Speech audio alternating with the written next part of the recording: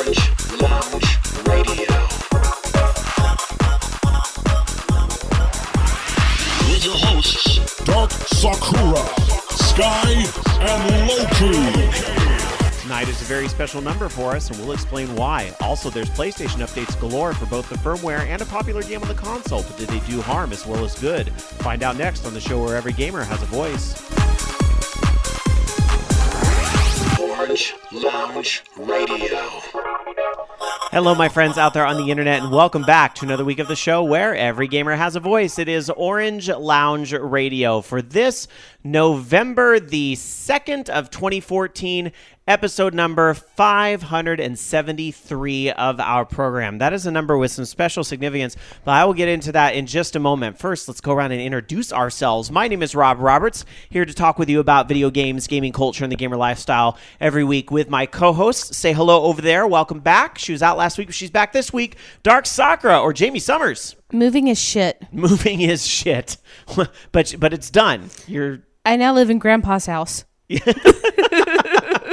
I wasn't going to say last week, but so yeah. It's fine. I live in Grandpa's house. There you go. Not the house he's living in, but the other house that he lived in. Mm-hmm.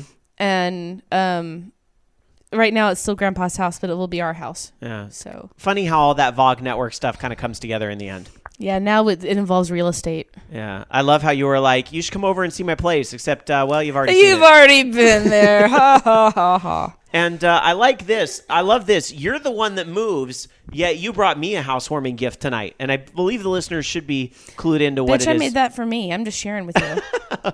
Oh, so what is this that you brought? It's It's hooch. a peace offering. It's Jamie Hooch. Uh-huh. Okay, it's not actually hooch because I didn't, make it. And not like out of juicy juice and some yeast on an air conditioner or something like my friend Roy used to do.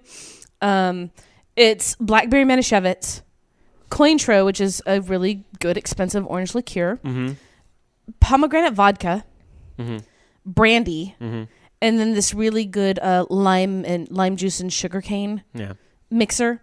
Normally the stuff's like way expensive. I got a really good deal. I mean, you can drink this stuff straight. It's so good.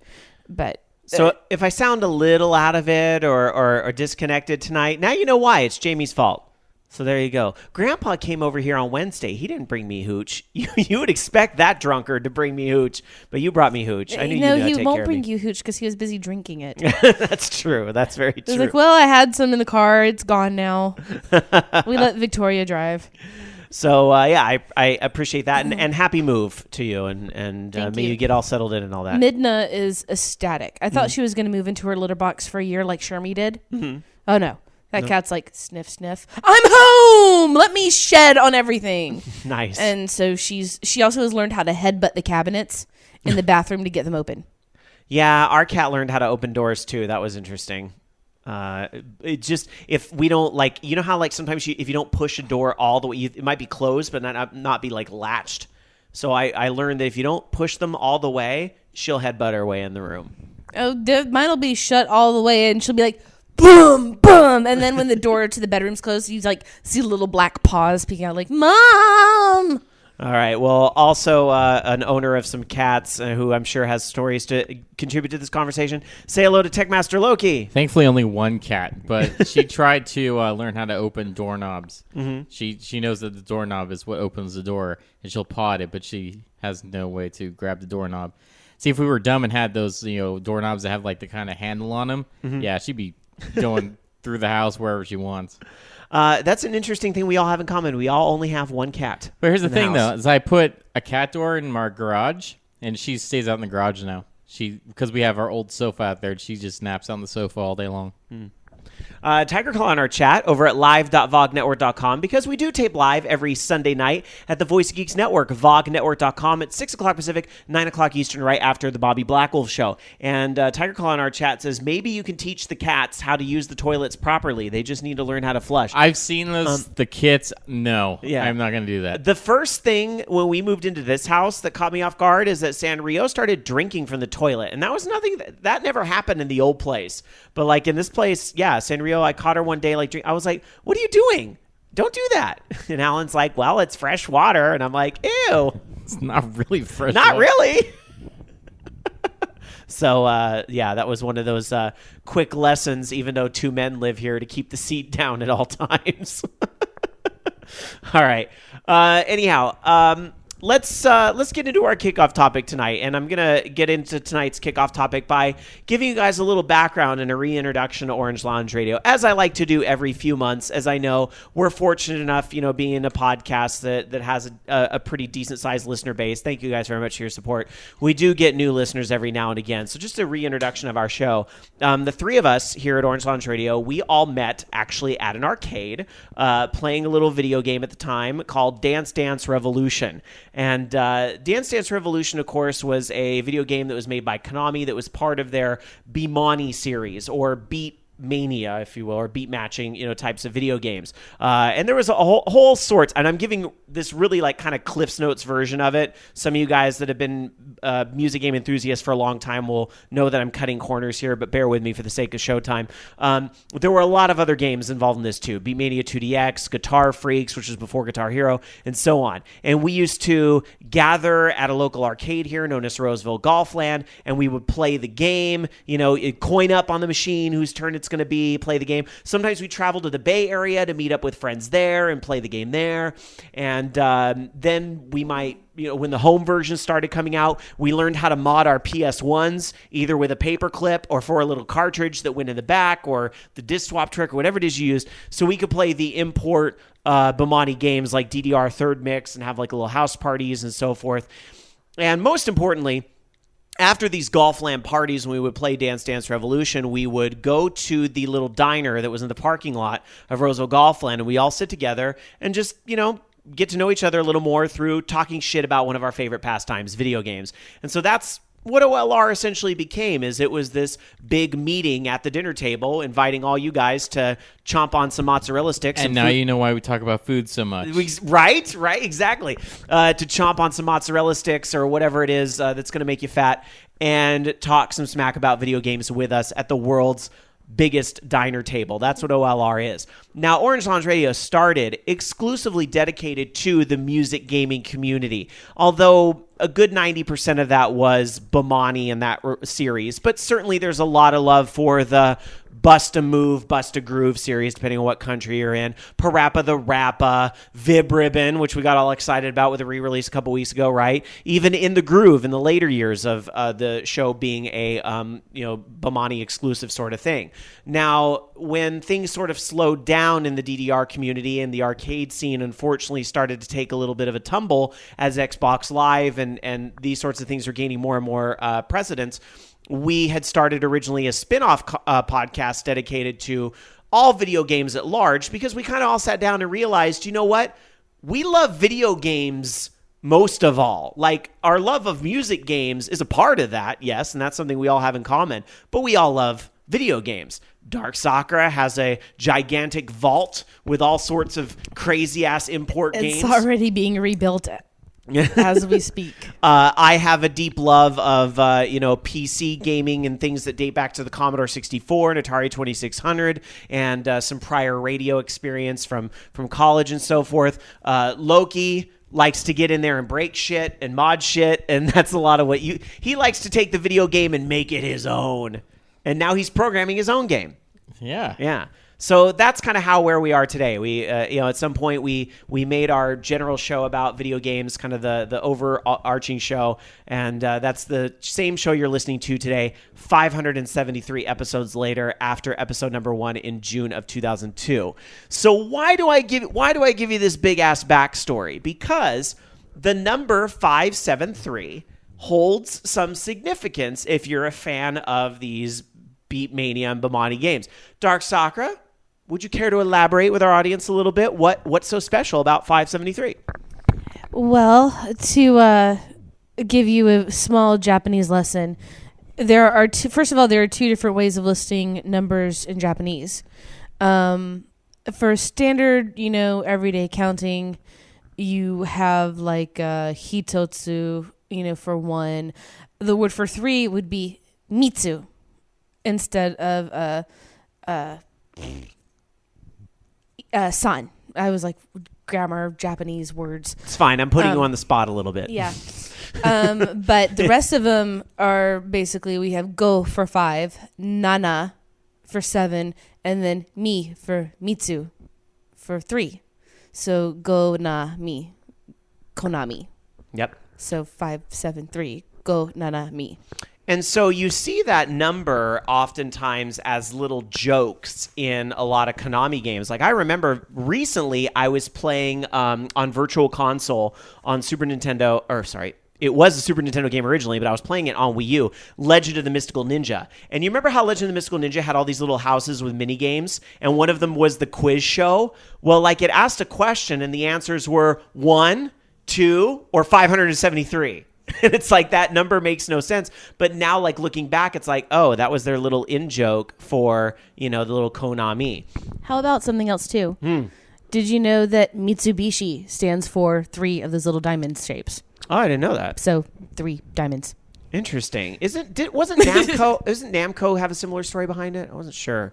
The words. I think so. I think there's a similar thing going on there. Yeah. But anyway, so and some of the arcade hardware that games like DDR and so forth ran on. It's the System 573 board. Yeah, with System 573. So, even though, I don't want you guys to think we have a bias towards Konami, because in some ways our love of those series makes us hold their feet to the flame even more. Like, Oh.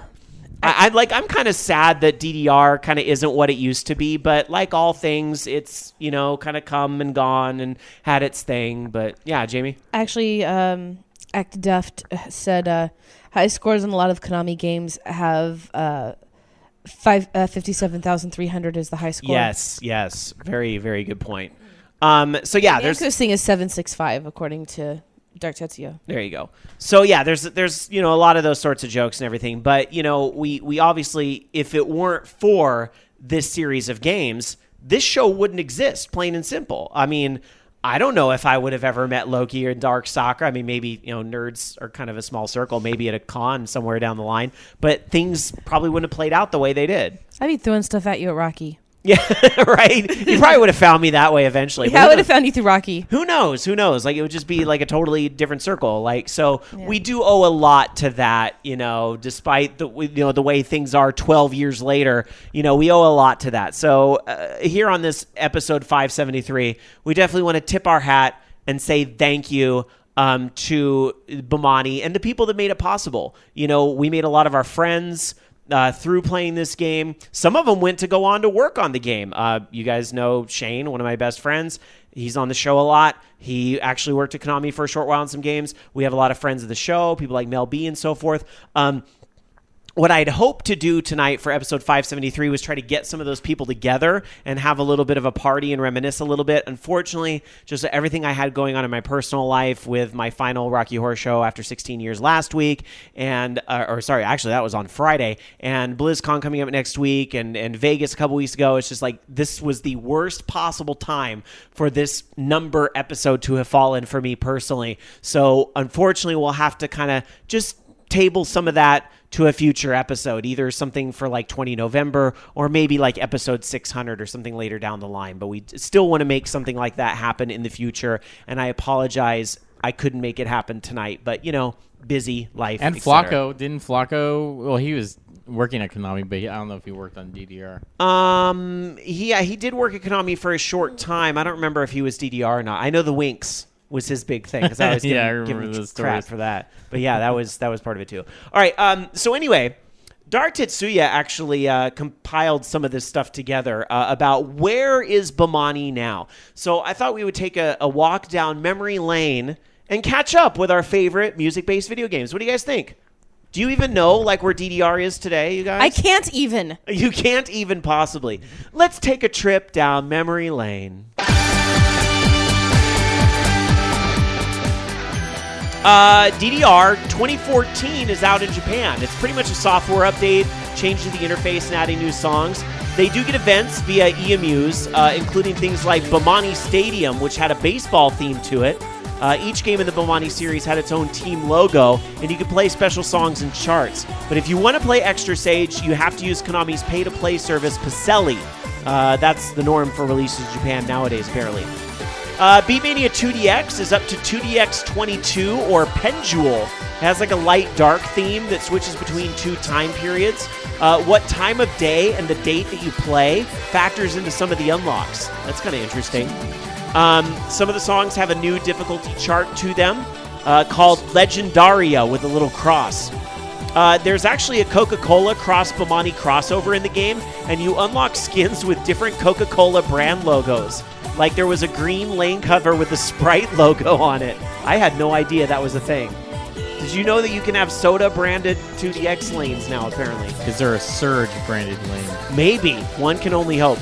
Pop and music, as of the 21st game, they've stopped numbering them. The one that's out now is La Pastoria. They've also stopped using genres for the song titles, but that's just for this new game.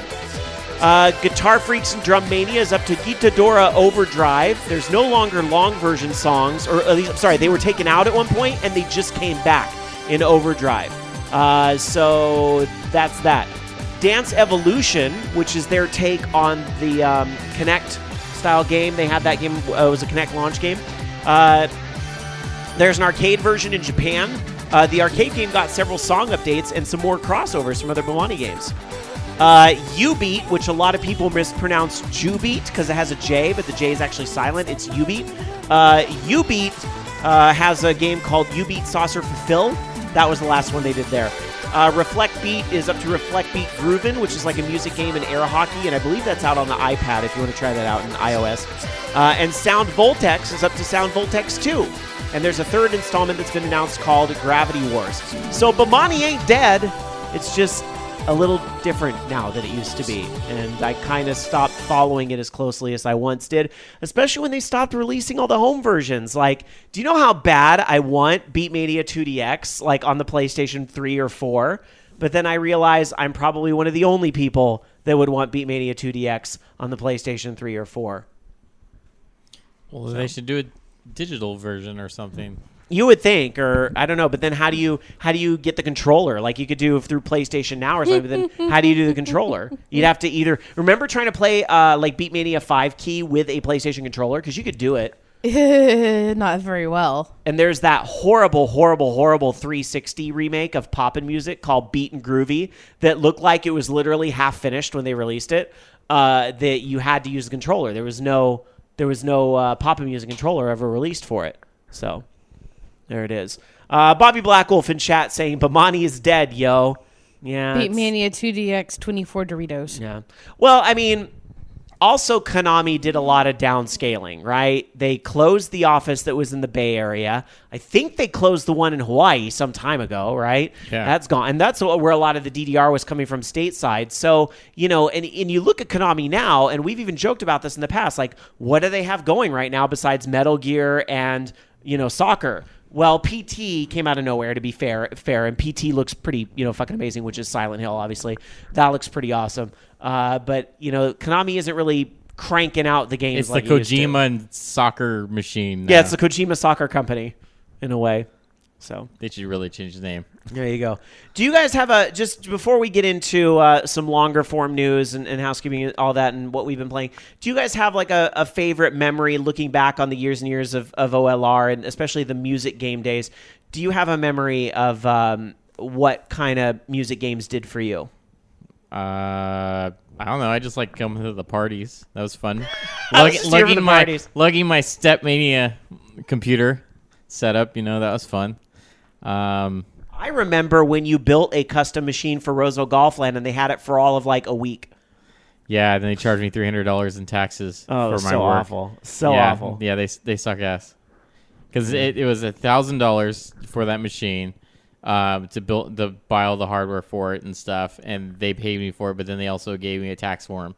So I was like, but I just purchased things. I didn't actually do any labor. So why are you taxing me? Oh, well, we have to give this to you in order.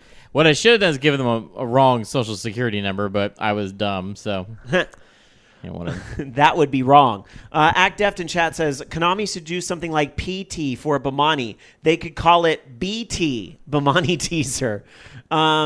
Black Wolf says Konami is now mostly a casino company. The gambling games is what makes them their money. That's true. You know, when I was at the Final Fantasy Fan Fest, I saw this giant machine there. It was like this huge rotating wheel, some pretty little thing at the Rio, and it had the Konami logo there in the corner. Didn't sell the licensing rights then for some of that stuff? Because that would be awesome to like offload the licensing rights to somebody that would actually make games for it. It's iOS now. That's where they're making some of their money back. Is Ubeat on iOS and Reflect Beat and all that stuff. Whatever, exactly. Dark Sakura, do you have a favorite memory? Kind of looking back on the years and years of music gaming. I remember when I finally passed my first 7 in 2DX. I think I squealed and broke people's eardrums. I think I was there when that happened. You were there. Mm-hmm. Wasn't it like War Game or something? I think it was 250 BPM. That was a lot of people's first 7. No. No, you did pass something else, and then I want to say. And then I did 250 BPM. Yeah, you played that like as your next song, and then you passed that too, and you're like, I am awesome. It was something really bizarre though. Yeah. And then my third one was Last Message. Mm-hmm. Remember? Mm-hmm. Because it had that little drum bar heart that was my favorite. And then of course, I remember passing my first 9s, my first 8s. I remember the birthday party we had on the floor by the 4th mix machine where Jessica brought cake and I had my box of candy from Japan and we sat on the floor and ate fucking cake with our fingers. And nobody at Golfland seemed to care. They're like, oh, it's them. Oh, it's them. And then the no shadowing party. The no shadowing thing, so we decided to shadow everybody on Para. That's right. When they tried to make that a rule that there was no shadowing allowed. And so everyone did it. Everybody did it in protest. And then how it actually became my goal every trip to have somebody kicked out. And I did. Damn those Roseville kids. I used to have a really slow laptop that I'd have a Dex drive hooked up to that'd make custom DDR edits. My favorite contest that ever happened on this show was Loki's Make, Edit, Get Porn. That was the thing in the early episodes of OLR. He had a big box of porn that he gave away to some kid. Whatever happened to that guy? Some kid that made an edit. His life was forever changed. Yeah, right. Do you remember? He was 18. When I say kid, I meant younger than me. Do you remember the edit I made for Tengoku or 0.59? Yeah, it was called Another. Yeah. And it was all the background offbeat stuff. Somebody actually passed it. Mm-hmm. I said, if anyone can pass this, I will buy you dinner. Mm-hmm. And it was passed by who was it? Rick? No. Rick didn't pass it. It was passed by Bran of DDR Freak. Ah. In Las Vegas. Nice. I didn't buy him dinner. He said it was okay, but he bought it and then said I was. He beat it and then said I was evil. You still owe him. I remember playing. We went to that Konami event thing, and they were talking about all the different it was Metal Gear Solid 3. I think they were showing off Metal Gear Online or whatever. But I was more excited about the machine that they had there. Yeah. I was like, I want to play that. You were the first non-Konami person in America to play Supernova. Yeah, and I had Naoki watching me. Yeah, that was pretty awesome. Yeah, that was definitely a moment of oh shit, this little show we started in the spare bedroom to extend our conversations. This is a thing. It was a moment. I remember I took the trip to San Diego to play Max when it was new. I was already in San Diego, but I made it a point I have to go to this arcade and I have to play Max. Yeah. And so they also had a 2DX substream at that mall. Oh, cool. Gosh, good times. I would say one of my favorite memories, being a little self-referential here, but I don't care, probably the very first episode of Orange Lounge Radio that we did, because remember I lived in that house with the friend of mine from high school, and OLR was originally set up to have a very different tone, because it was every week was almost a little bit of a house party, which is why it didn't last very long that way, where, we had people in the background playing 2DX and passing songs, and people would be in the other room playing DDR, and it was it really was every week a celebration, especially in the early years, and that was just a lot of fun, just getting everybody together, even though the sound quality was such shit. I remember going back and listening to it now. I remember the amazing migraine I had. Yeah. Oh, that was awful. That's all I remember about that show is the migraine and the King of Iron fingering. I remember from the very first show when you were. I actually think I have a clip of it. Oh God, no. I have a clip because remember we used to do the teasers. Yeah, but when please OLR don't was play a that. 'Cause, station? please, no. Oh, why not? Because I sounded stupid. No, you didn't. I thought it was hilarious. Fine. I All was right. trying to talk about the Tetsujin, which I meant the Iron Man thing, and it. No, was, it wasn't that. That's not the clip. This is a different clip anyway, so don't worry about that. It's not the iron fingering. That was a later episode, and I don't remember which one it was. But I thought it was the is- first one. No, it was not the first one. The first one was this one. Oh my God. Okay, you ready? You ready to hear this? No. Wait for the sound quality here, and I'm going to warn you guys. This is a 40-second clip. This is a commercial that used to be... OLR was a station for a little while that had the highlight show every Sunday night. Here it is. A flashback for episode 1. Last week on Orange Lounge Radio. Attention to parents at Golfland. This goes for not just Rosewood Golfland, but any golf. Any arcade. Jamie circulates a lot. She gets around, Jamie. Oh, yeah, At many baby. different arcades. I'm If such you an arcade don't whore. mother your child, Jamie will. Yes, I will spank your child. If you're not going to do your job, goddammit, I will. Join us every Sunday night from 7 o'clock See? until Not, 9 the o'clock. time's changed, but not much else has changed. You know, and now that I think about that, I don't want to be somebody else's child's parent because I don't even have my own. Why the fuck would I want somebody else's kids? That was when I was having to go around and tell people not to change their diapers on the Keyboard Mania. Mm-hmm. Because that's That fucking was exactly- disgusting. Why would you even have to do that? I mean, seriously, are Because people this is lacking that much California and common people are sense? stupid right. and think that they're entitled to do whatever That's they a want whenever they changing want. table, not a piano. No, because this is California and people feel like they're entitled to do whatever they want whenever they want to, and it's fucking stupid. All right. How about one more before we get into our gaming weeks? One It more. better not be the fingering. No, because you weren't here for episode 2. This is episode Okay. 2. That was when I was in the gay frat house. I have no I was idea. at 69. I knew what the episode 1 bumper was with that, but I have no idea what this one is. Oh, God. So this could be anything. This might be stupid for all I know. We'll see. Last week on Orange Lounge Radio. Who was the last person to put their coin up? I'm going after that person. The hell with the rest of you. Although I almost got killed by a little kid. I think a little 4-year-old threatened to cut me at Stockton Golfland when I got up there and said, I'm playing. Because this person put their token up. She started talking about, No, it's my turn, I'm going to cut you. I'm going to kill you in the face. I'm telling mommy on you. where is your mother? Your mother just left you here for me to babysit you. Go away. Mommy's on the corner. She's earning dinner money. Oh my, the views and opinions expressed on She's Orange looking Radio. for daddy. Join us every Sunday night from 7 p.m. Once until again, not much has changed. Loki making inappropriate jokes. She's on the corner making dinner money. Good times. Good times.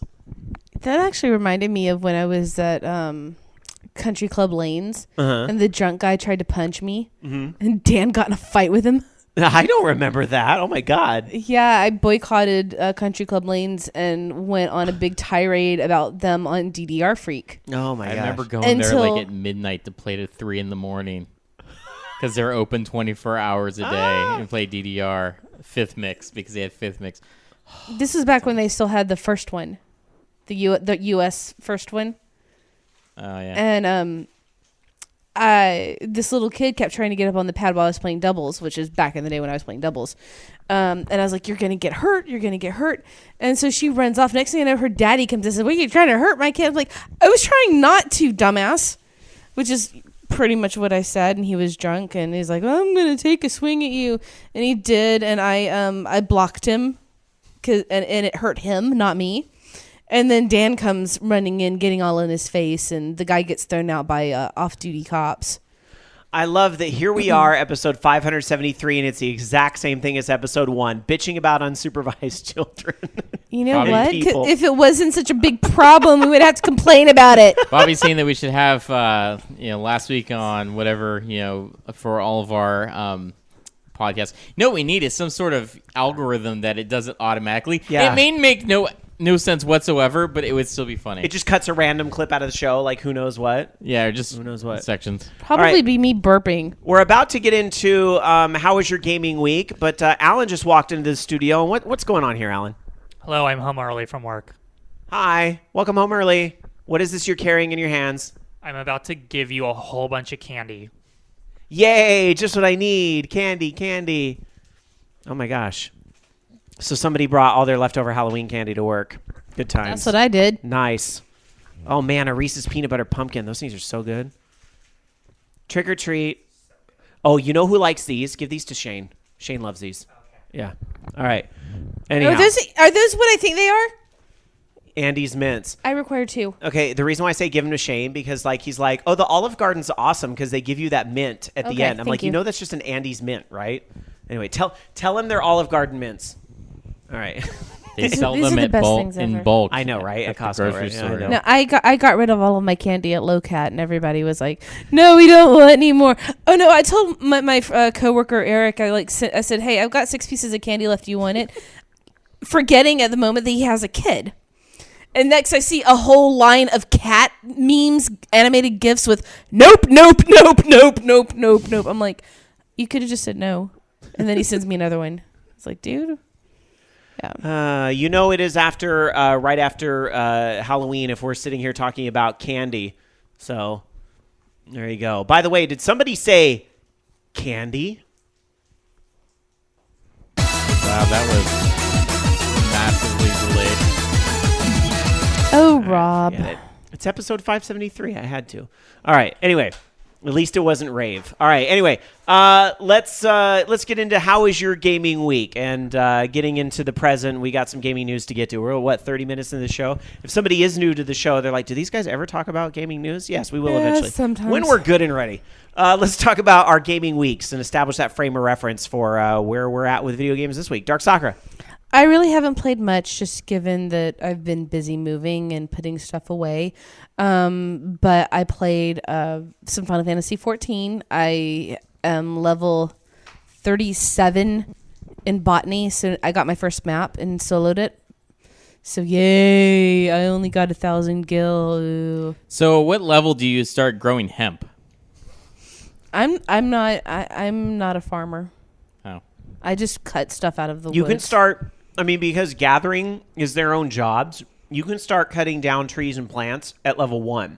You do trees at level 1 in botany, and then you get to dig through bush. Yeah, you get your little 15. scythe to go through bushes at like 15. So that's the closest you get to hemp. deforestation, the game. Yes, that's the closest you get to hemp farming. You get to poke through someone's bush. Hot. Totally. But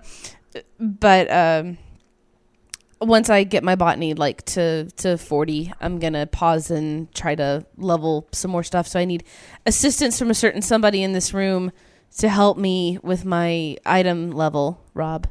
Don't be looking at me. Rob. Alan's the one that can craft. So you have to help me kill stuff.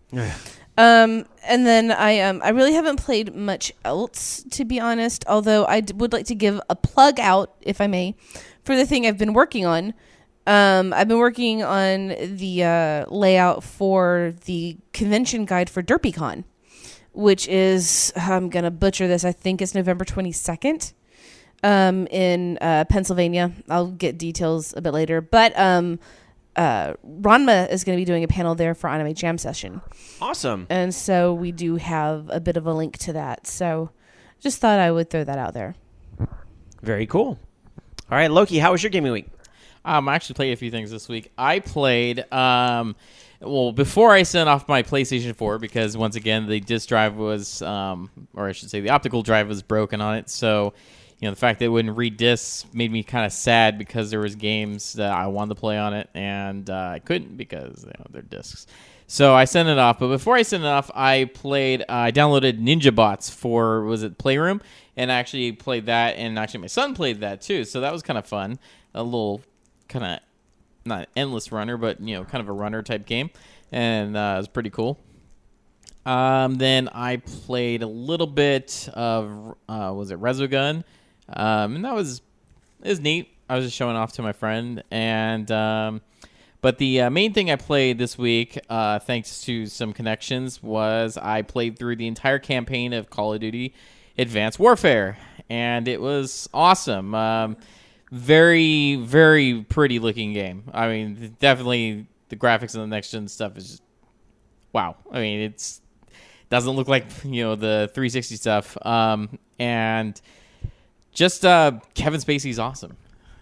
What more can you say? The only thing I'm disappointed about. It works, the whole like him being in the game, but it's not. Yeah, he's awesome. I mean, it's his voice and his capture, but it's not. The capture it's amazing. Like some of the cutscenes, I swear to God, they look live action. I mean, it's just like a lot of them you had to like kind of look at some of the people, but you swear to God, it's live action. And Troy Baker is like the voice of the main character, which is awesome. I love Troy Baker. So, a fun game. The storyline kind of reminded me a lot of like Modern Warfare 3, I guess.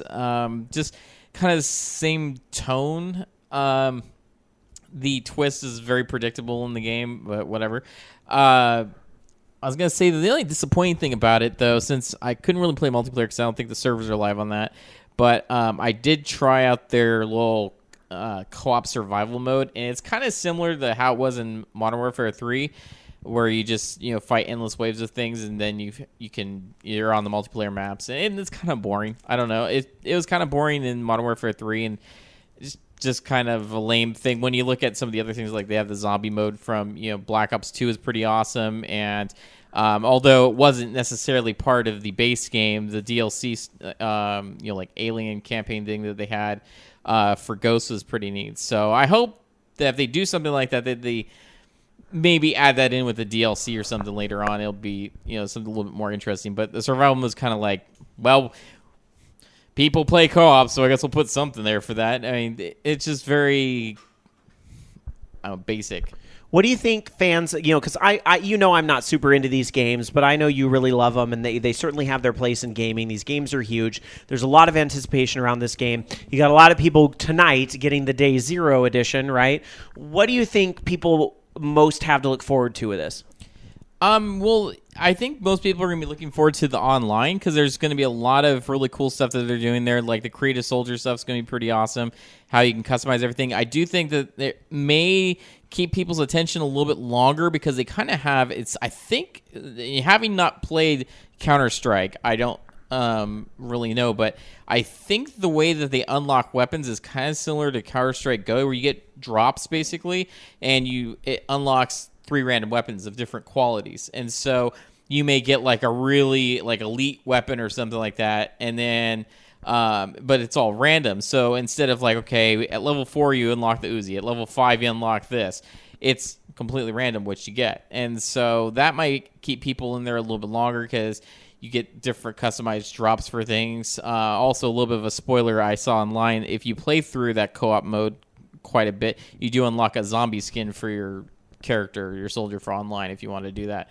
So that does give you a reason to play it. But as far as like the suit stuff, I think it's pretty cool.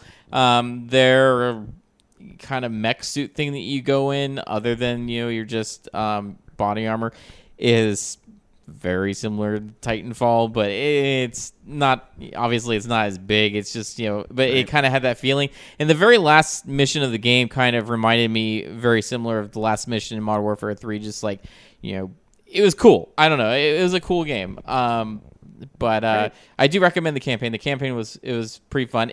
I don't know if it's as great as Black Ops 2, but it's still pretty good. And Kevin Spacey's awesome. So there it is. There's your review in a quick word. Kevin Spacey's awesome. Now, just in the interest of full disclosure, I just want to reiterate, because there might be embargoes, and I don't know when the professional press does, but this was not a review copy that was provided to us. No. This was something you used your old connections. We all know what you used to do to make happen. So just want to make that crystal clear in case anybody from Activision is listening and is mad. No, but it's like, you know what?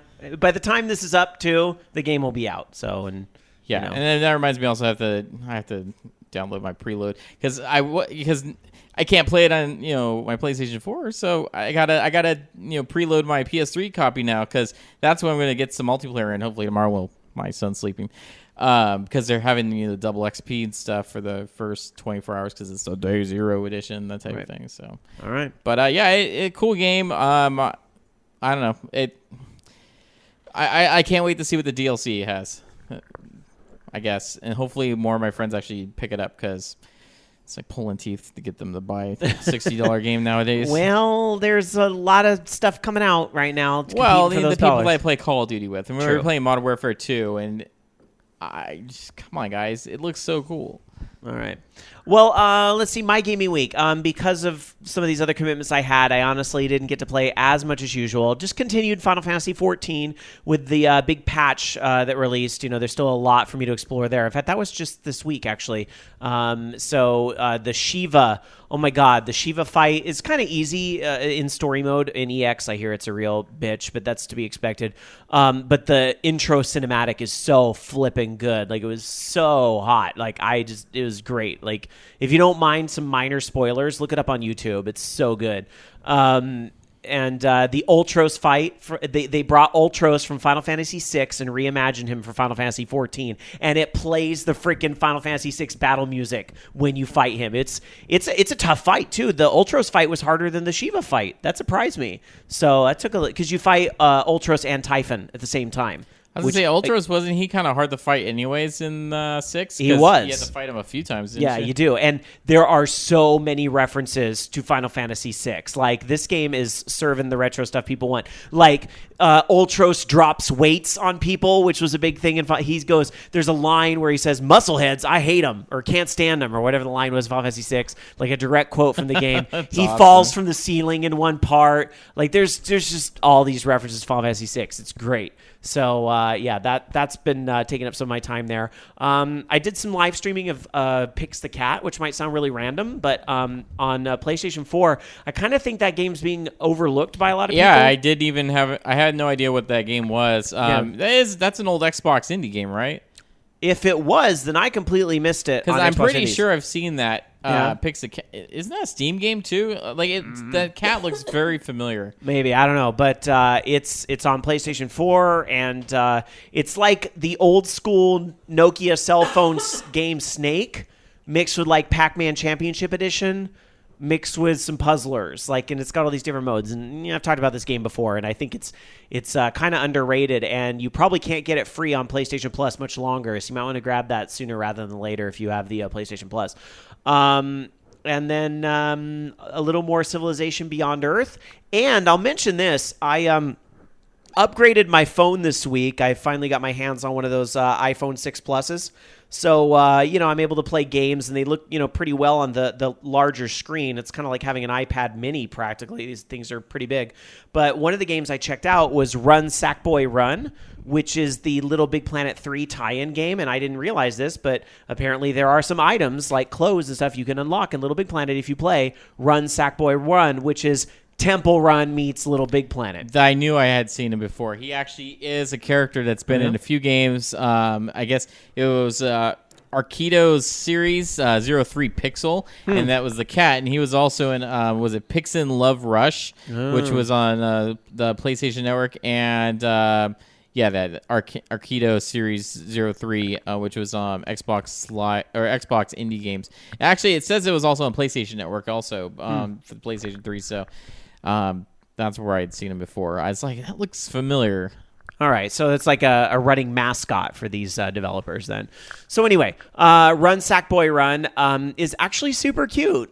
And it uses, as you would imagine, a lot of the Little Big Planet sounds and music and so forth. So as you're doing the little endless runner, it's surprisingly fun to game. It's surprisingly fun to play. It plays like something I would actually play in Little Big Planet that somebody designed. Now, because it is an endless runner, you can't move Sackboy left and right and up and down, so it's not going to play like Little Big Planet, but it's a nice enough taste of the game.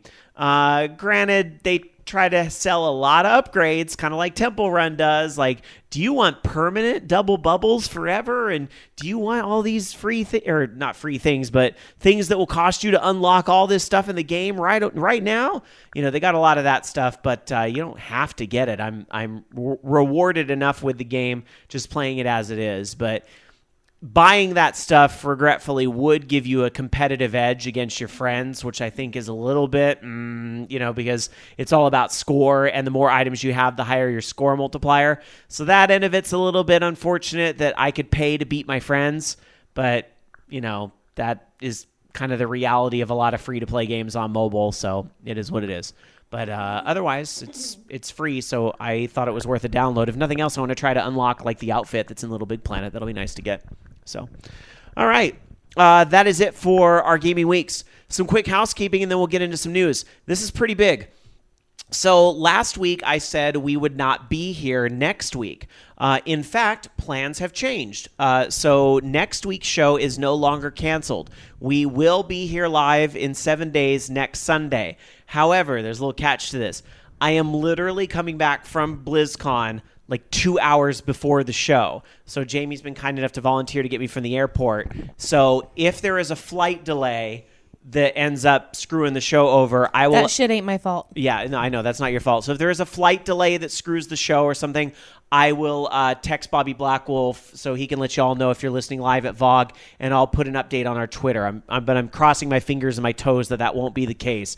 The show may start a little late for you live listeners. Like I'm talking like 6:15, 6:20. So stay tuned. We will update you via Twitter. And for those of you guys that do listen live, I'll update Bobby via text so he can let you guys know too after his program, kind of live on VOG. I will also, or this should not affect the podcast listeners at all, except the show might end up a little bit shorter if we get a late start. But hey, a short show is better than no show, right? Right? Eh? Yeah. I guess. All right, there it is. All right, so we will be here in 7 days, and I will be fresh out of BlizzCon, which, by the way, I'm kind of going to by myself. I'm traveling there by myself. I might be staying with some friends from the network. I'm not sure how that's all working yet, but I don't know. So we'll see. But I am going to the World of Podcast event. So if you are going to be at BlizzCon, I would really strongly urge you to attend World of Podcasts on Thursday night. That is actually going to be at the Hilton, which technically not the host hotel, but it is kind of the host hotel, the central hotel. World of Podcast event will be there, and I'm on a panel about podcasting that I think is around 9 o'clock. You can check out the full schedule at worldofpodcast.com. I'm credited under Horde House, not OLR, because that's more my MMO-centric show, but I will be there, and I hope to meet you there on Thursday night. The event is free. So, and you do not have to be a BlizzCon attendee in order to go. So if you're in the Anaheim, SoCal area, you can go to World of Podcast for free. All right. Let's get into some gaming news and what's going on in the game industry this week. Loki. Yeah, well, we just had the 2.0 update on Tuesday, and unfortunately, some people are reporting issues with that update, causing a few different problems, including, for one, PlayStation 4 owners having their PlayStation 4s not waking up out of sleep mode and stuff like that. And it's kind of just some weird fluctuation. They're saying that they had, I guess, issues connecting to YouTube, also the inability of playing, games that you've purchased, stuff like that, being able to sign into the PlayStation Network. So they're looking into it right now, and they're saying right now, despite the reports, it's a relatively small number of PlayStation 4 people that have been affected by it, but that still sucks. I remember I upgraded mine, and I didn't notice any problems. I mean, aside from still not playing discs, I was like, maybe this will fix it. Nope. But yeah, I mean, that still sucks that there's all these bugs, especially a major update like this. I would have thought they would test it maybe a little bit better.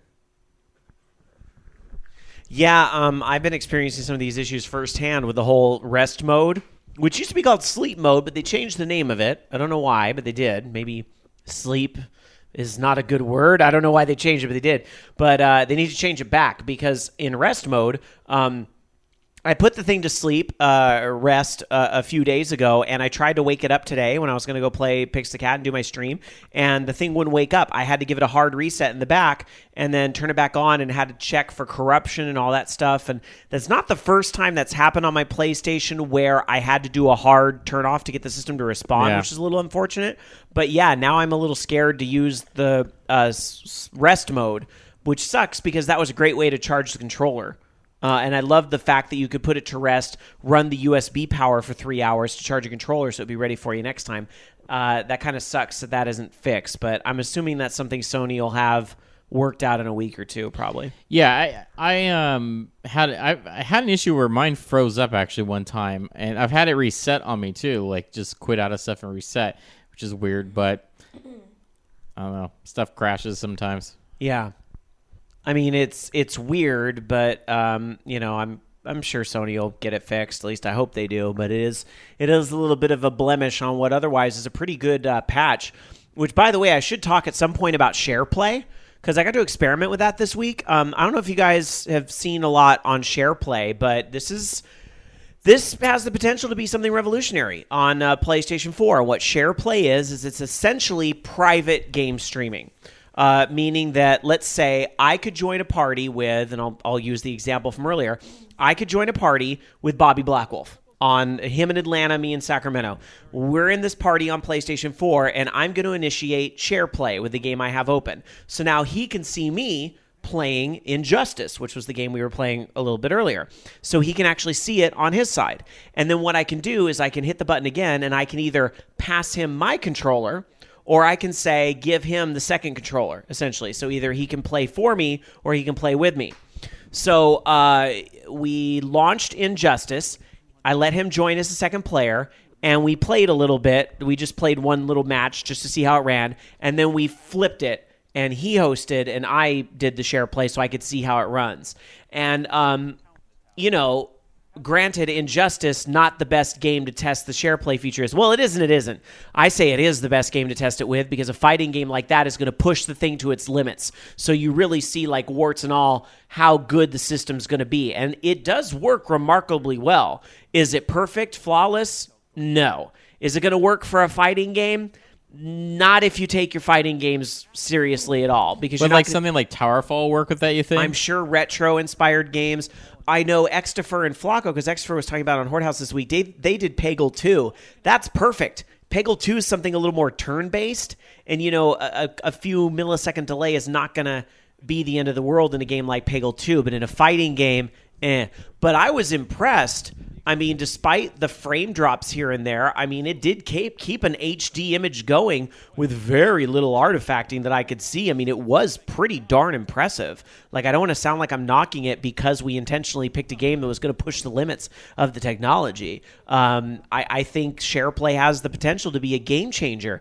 Maybe not necessarily today, but think about how the technology is only going to improve 5 years from now. You know, PlayStation 4 is still very early on in its life, and these consoles have 10-year lifespans. And this is something that I don't see why it wouldn't be a part of PlayStation 5, PlayStation 6. I mean, this is the type of stuff that's here as a part of gaming now, for better or for worse, as far as couch multiplayer is concerned. There's a part of me that really wishes Nintendo would do something like this for Virtual Console. I bitched about this for years. Do you know how fucking amazing that would be to be able to play like old school Nintendo games? And I gotta imagine that like sharing a Virtual Console game is probably going to be a little bit easier than sharing. Fuck, you could cache the whole Virtual Console game. I mean, yeah. How long does it take to download a Virtual Console game? It was like a few megs. Yeah, not long at all.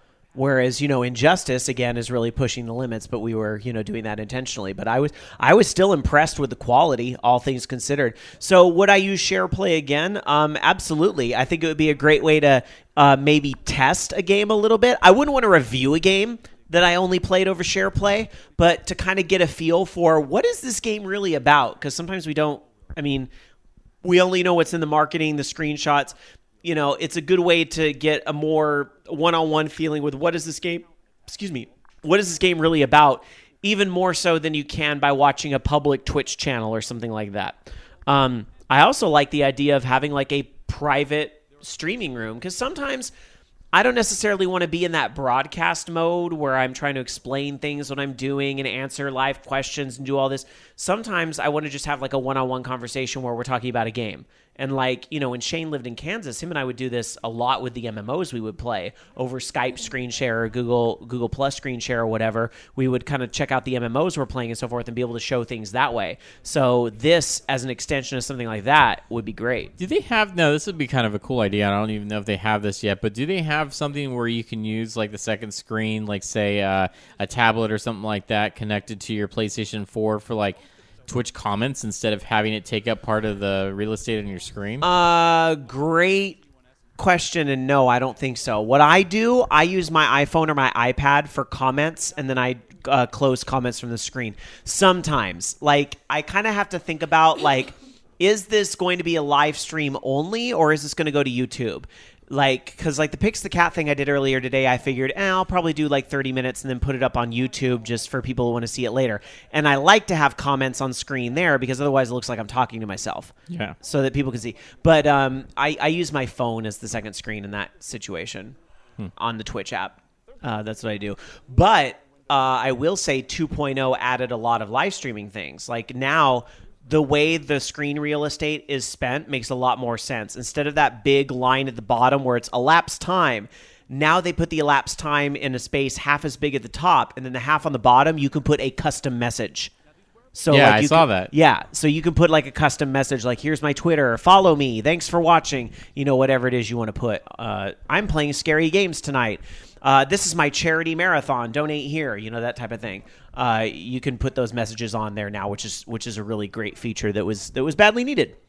They have some camera tricks in there as well, but they're all kind of fluffy things that I don't really see myself using. Chroma key, I guess, if you're going to put yourself directly on the game image. I know a lot of Twitch streamers do that with the chroma key, so you can do that as well through PlayStation 4 now. For me personally, probably won't do that, but neat that it's there, right? So, all right. Well, speaking of updates, Destiny had an update this week. Destiny, a huge PlayStation 4 game and Xbox One and other consoles too, updated to 1.0.2.3. Yeah, that is the version number. However, apparently there are some glitches that are screwing up the game because of this patch. Teleportation errors, rocket launchers reverting to smaller clip sizes, and splash damage that is very unpredictable. The enemy healing bug has got to be some kind of network sync issue, reported one user. You are dealing damage on your end, but the server registers it poorly, so it ends up adding health back to the enemy. So maybe for casual players, this isn't such a big deal, but if you're trying to do this really high-end raid stuff, I still think that'd be is frustrating irritating. regardless. I mean, if you're like firing a rocket at somebody and it's adding health to them instead of doing damage, that would be a little bit annoying. Yeah, right. So there you go. By the way, Destiny has an expansion coming before too long. The Destiny expansion will be launching in December 9th to be exact. It is called The Dark Below, which is funny because at one time that was rumored to be the name of a Warcraft expansion. But, that's why Activision trademarked that name. The Dark Below is the actual expansion for Destiny. The expansion will have a new cooperative strike. Let's see, new gear, new weapons, armor. It boosts the max light level to 32. I hate light levels, by the way. I think level based on gear is stupid. I know Destiny's trying to do something different. I don't like different. This is interesting. There will be an exclusive strike for PlayStation 4, but the expansion will cost the same on Xbox One and PlayStation 4. That is $19.99 unless you bought the expansion bundle earlier for $35 that will have this expansion and the next one given to you. So that is causing a lot of ruffled feathers. The fact that PlayStation users once again are getting an extra strike that Xbox is not getting, yet the price is the same. What do you think about that? They've been doing a lot of stuff though with PlayStation 4. They had PlayStation users got access to the beta first, and I don't know. It's just I think they did that sort of deal with them for Destiny, and they did something similar with Microsoft for Call of Duty. I don't know. It benefits them because I guess they get more advertising, and I don't know. Honestly, some of those exclusive things aren't that great, and a lot of them are exclusive for a limited time. Yeah. So I wouldn't be surprised if some of those exclusive things come to other platforms, Right. After like a few days, or not a few days, but like a few months. They're exclusive-ish. Exclusive-ish. Well, but It's Tomb Raider exclusive, okay? if I was on Xbox One, I'd probably be pretty irritated. I don't know. I'm kind of like, it seems like most people I know kind of quit playing Destiny. I think Extrovert's still playing it, but yeah, I bought it, so I'm going to be playing it. That's fine. Because I thought people would be playing. You will get me back into it. If you say, Rob, please play with me, I will absolutely play Destiny with you, of course. But right now, it's kind of, there's so many other games. It's hard to say, though, because by the time my PlayStation comes back, Grand Theft Auto 5 will be coming out, and I have that shit digitally pre-ordered, so I'm like... So we'll see what happens, and maybe I'll be playing that, too. So... hey, I'll play that shit with you. You can play that. There you go. Now I have a chance to try it. Yeah, you really should buy it. like a year ago. But yeah, go ahead. You can share play that. There you go. So anyway, I think if I was an Xbox One user and this was happening, I'd probably be pretty pissed off too. But I think it's imperative, if this doesn't make you happy, vote with your wallet. Don't feel like you have to buy it or you're obligated to buy it. I mean, if you play Destiny all day, every day, and that's the thing that you do and you play with friends, then maybe you do feel a little bit more of that obligation. But I think if you don't like this, vote with your wallet. That's what you should do at the end of the day, right? So, all right, let's move on. Dark Sakura, more news. Well, in other news, if it loads, there we go. Basically, Twitch has updated its rules of conduct, which basically says no necky. You have to dress appropriately, and which, in their definition, means no sexually aggressive clothing, including lingerie, swimsuits, pasties, and undergarments. And this has actually, I think, been there for a while. It was a long-standing policy so that it was meant to make a more supportive and safe environment. But now I think they're really enforcing it. The quote says, "We are not the fashion police. This is not a new policy." Basically, it's like, be tasteful. Twitch is not boob central. Twitch is not, peener wank. It's video games. It's watching people play video games and talk shit to each other. Without sounding, I'm going to try my best not to sound sexist, and if I do, I apologize up front. However, I wouldn't mind seeing a man in pasties. Well, yeah, but nor would I. However, let's be real. We know there are some women out there that are able to get male viewers because they are blessed, right? And maybe their gaming ability. Yeah, they are blessed in their ass. gaming ability. Absolutely. Well, that's what it should be about. That's what and boys or girls, no matter what, that's what it should be about. But there are some, you know what? Some boys do this too. I don't necessarily just make this about women, but unfortunately, the way numbers, I think there's a lot of guys out there that are like, that's a pretty looking lady, and some ladies might take advantage of that for viewers. Is this policy sexist? Is what I'm saying sexist? The whole problem is that it is whether or not it's the choice of some people to use their attractiveness to their advantage, or they're taking advantage of the fact that people are going to objectify them. The whole fact that the objectification exists is what the problem is. And honestly, if I see a video up of some shirtless guy rocking his abs out playing Call of Duty, I'm gonna fucking report him because you're not supposed to be naked. Really? Because I'm probably gonna watch it for a little bit, but maybe I'm part of the problem. The whole problem is that people have taken reproductive parts of the body that really shouldn't be sexualized and have made them taboo. It's a reflection on society.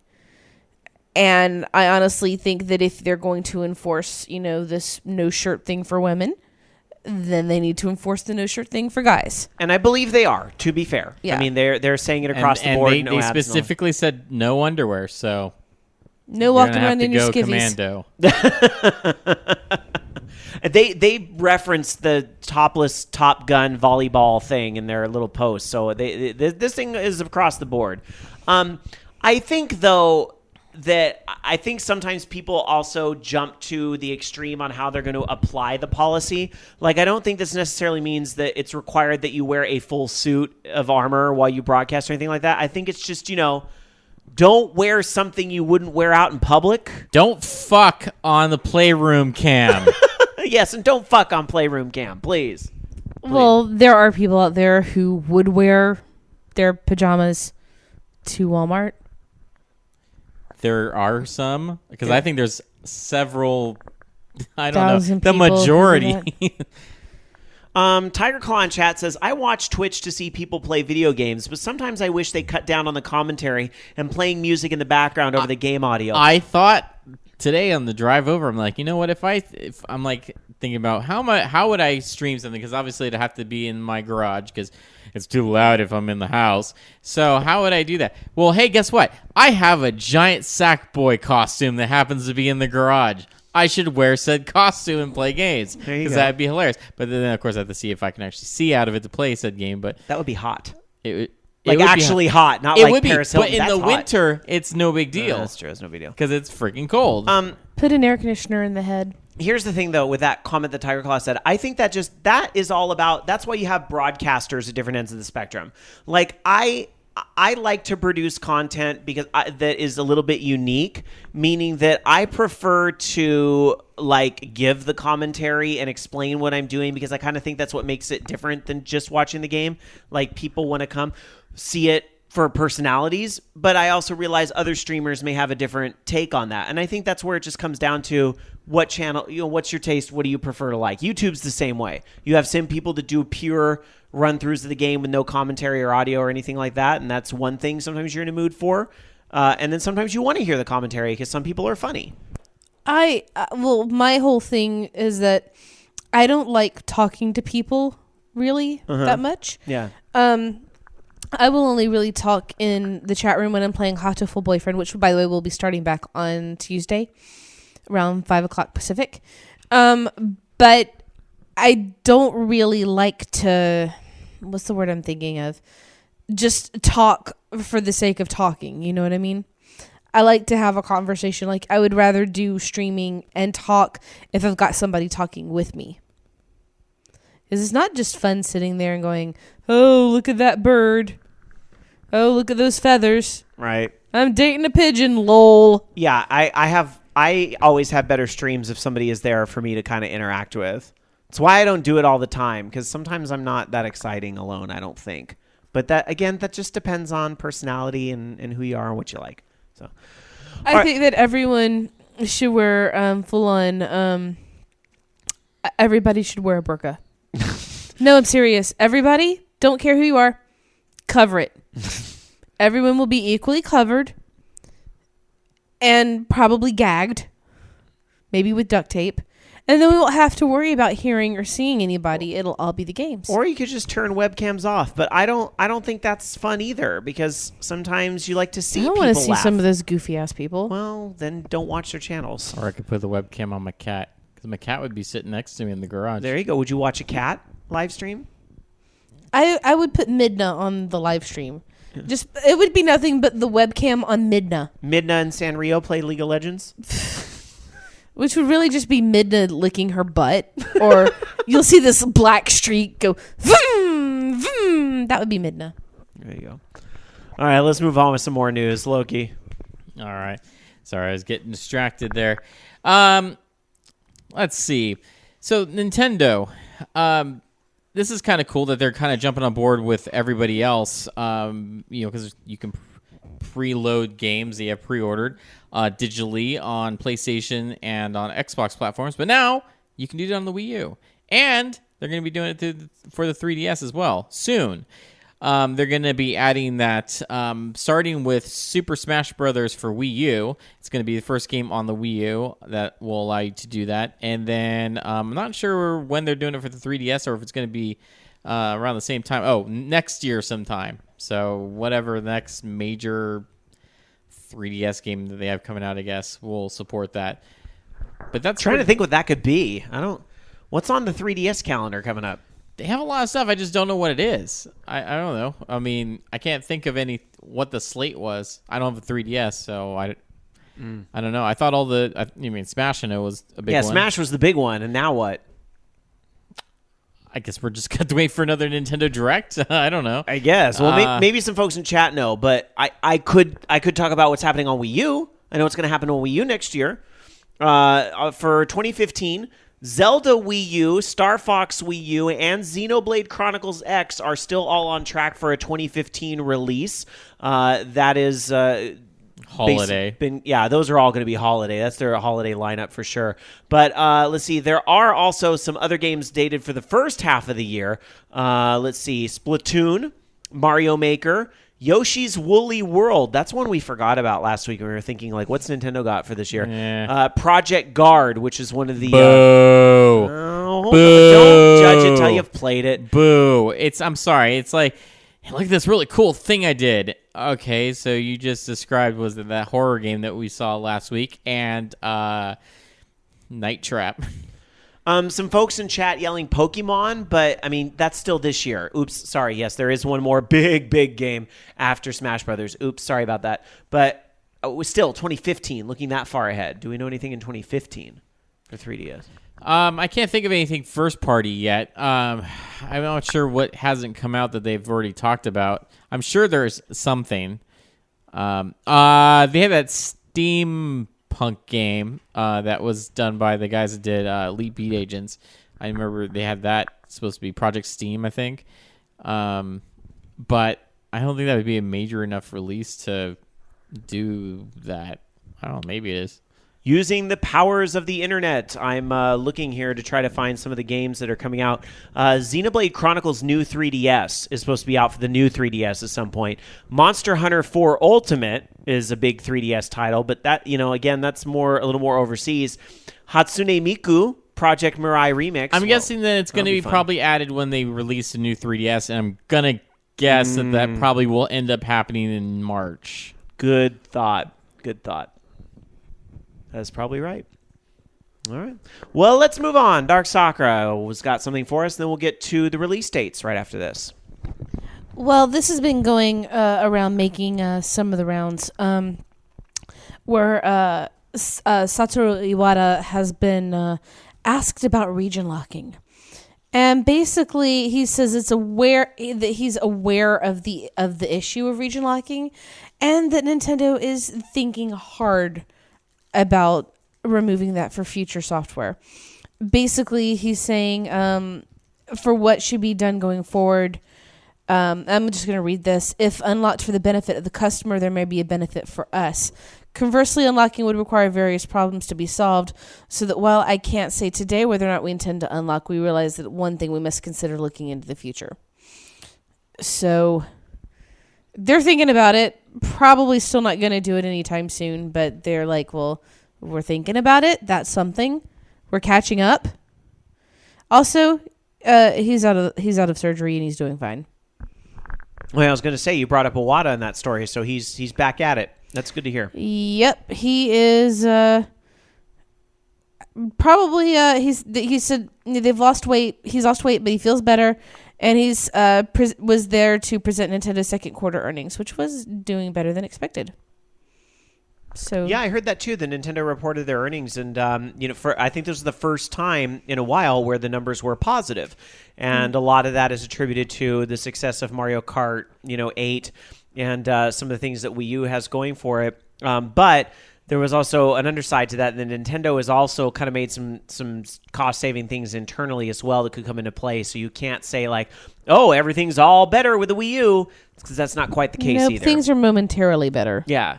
It's not raining shit anymore in the Wii U world. That's the good news. And I think the holiday numbers will be decent. But we'll see. But I think Smash Brothers is a pretty powerful thing, and Bayonetta, which I didn't talk about really a lot on the show. I think I got into it a little bit last week, but that's a hell of a game. It just popped into my head. It's raining shit to the tune of It's Raining Men. Like, thanks, Rob. You're welcome anytime. All right, let's travel around the world and check out some release dates. We may not know what's coming out in 2015 yet, but we know what's coming out next week. Yes. Monday. And actually, a few hours if you have it pre-ordered for a midnight launch. Call of Duty Advanced Warfare. They have the Day Zero edition coming out on Monday. And, of course, it'll be coming out on most platforms. PlayStation 3, Xbox 360, PlayStation 4, Xbox One, and PC. Along with that, next week, Harvest Moon, The Lost Valley for 3DS. They're doing a re-release of BioShock Infinite, the complete edition, on PlayStation 3 and Xbox 360. The Wolf Among Us is getting a disc release for Season 1. That's on PlayStation 3, Xbox 360, Xbox One, and PlayStation 4. I guess maybe Lords of the Fallen was delayed. I don't know. Was it? Well, it says now it's coming out on the 4th, so I thought that already was out, but okay. I thought so too. In the unlikeliness that it wasn't released, it is coming out this week.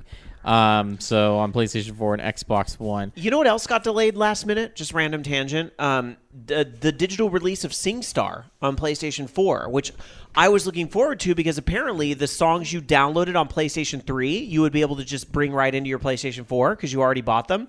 And there's no microphones now. It's all through mobile phones. And that was supposed to be out this last week, but they announced that there was some issue. They had to delay it, unfortunately. Weird. Weird. Sorry to tangent, but no that just problem. made me think of that. And then last but not least, Rocksmith 2014 edition coming out on Xbox One and PlayStation 4, in case you wanted a version for those platforms. That is it for this week. Pow is in our chat room. I like that. Pow. If I punch you, Pow, will that make everybody in the room flip upside down? That's what I want to know. Like the old brick in Mario Brothers? All right, forget it. Pow in chat says, what's a day zero? Like a really cold day in Europe? LOL. No, it's a stupid marketing thing for people who literally cannot wait 24 more hours for their game. Literally cannot wait. It's a thing Activision does to piss off distributors in order to make it even more complicated to ship their fucking product because they limit who can get product when. And so now instead of having enough time to be able to maybe get someone to have their product on Monday for an overnight or whatever, or midnight launch, they have to get it on Friday. And so that meant even less people getting it. It's just a pain in the ass. But yes, it's basically the day before day one, which makes no sense, but whatever. Dungeon Buster in chat clarifying your confusion on Lords of the Fallen, saying Lords of the Fallen is out for PCs, also pretty buggy from what I've read.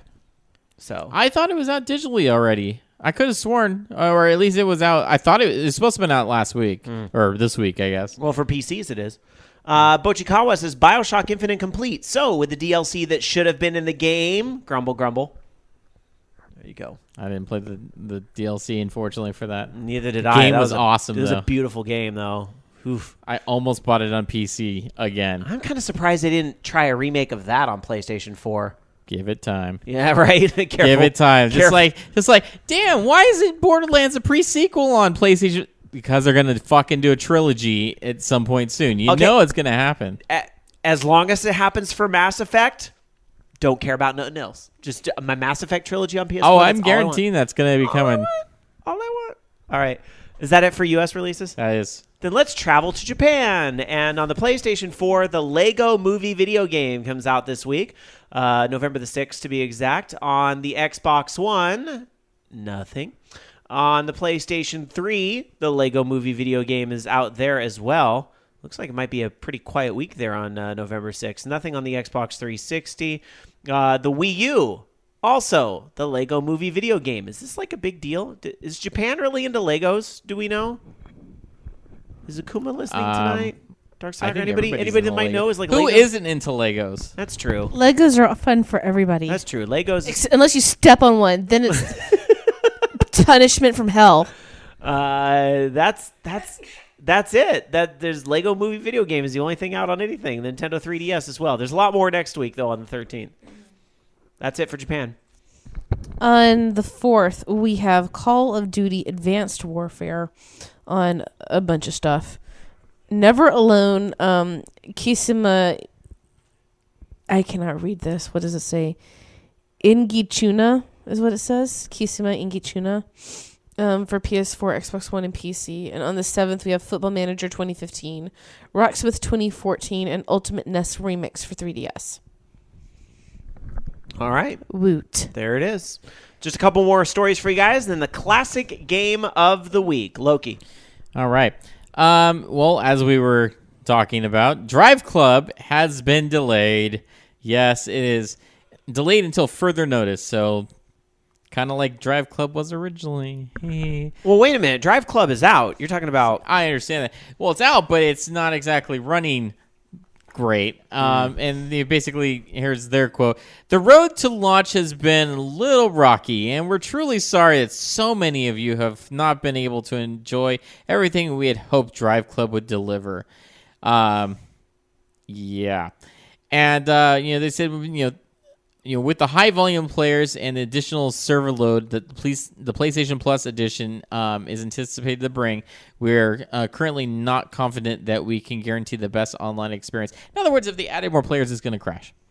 It's going to break even more than it did. That's really sad that they couldn't get this to work on. It sounds very ill-prepared. Like they didn't spend enough on their servers or something. Or maybe all those social features that you were pushing weren't really worth it. Just saying.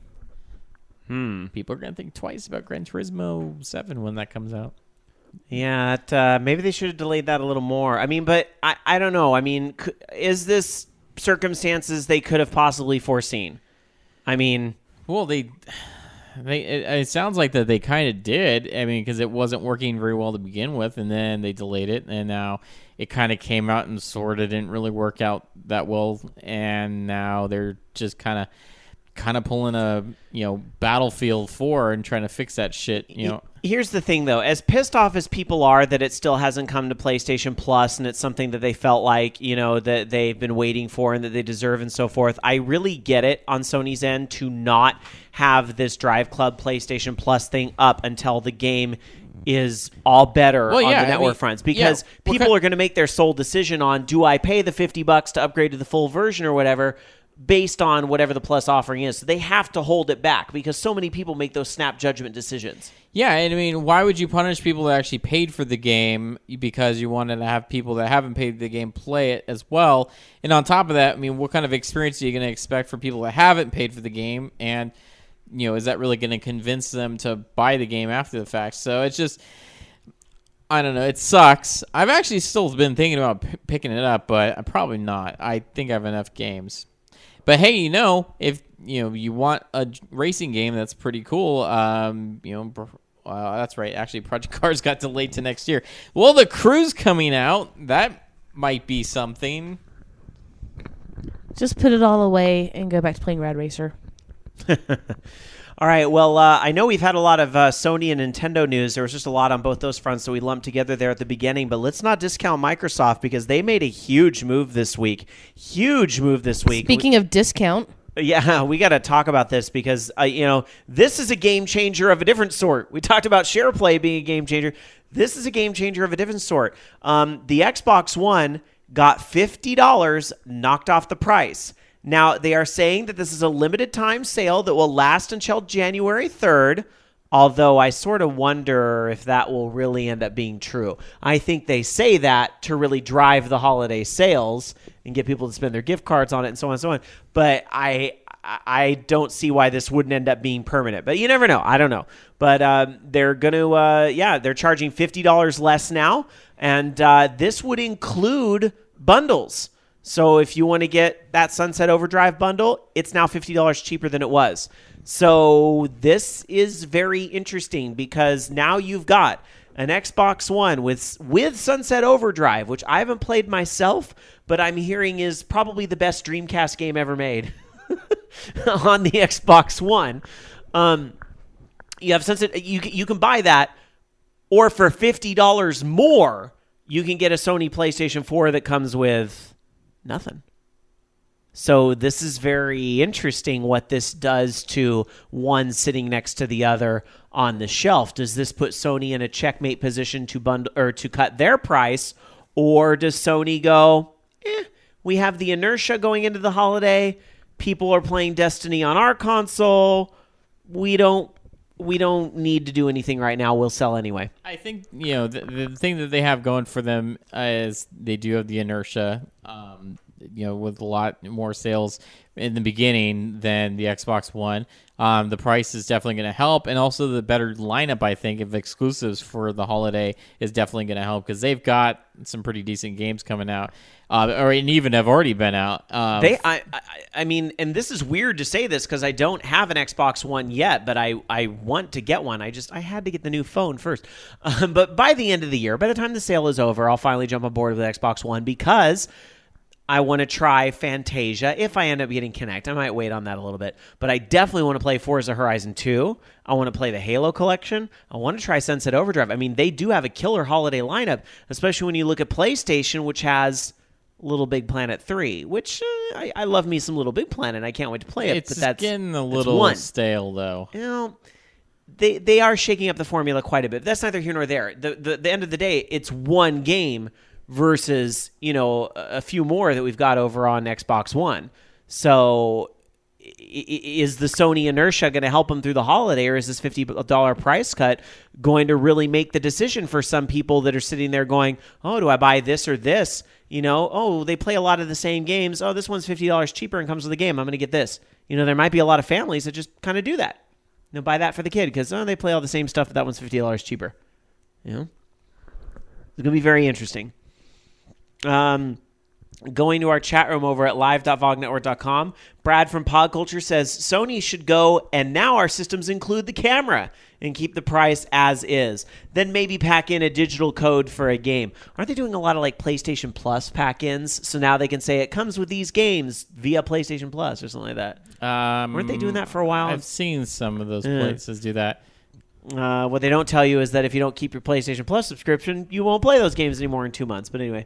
Pow is in chat saying the one running in first position doesn't need to catch up.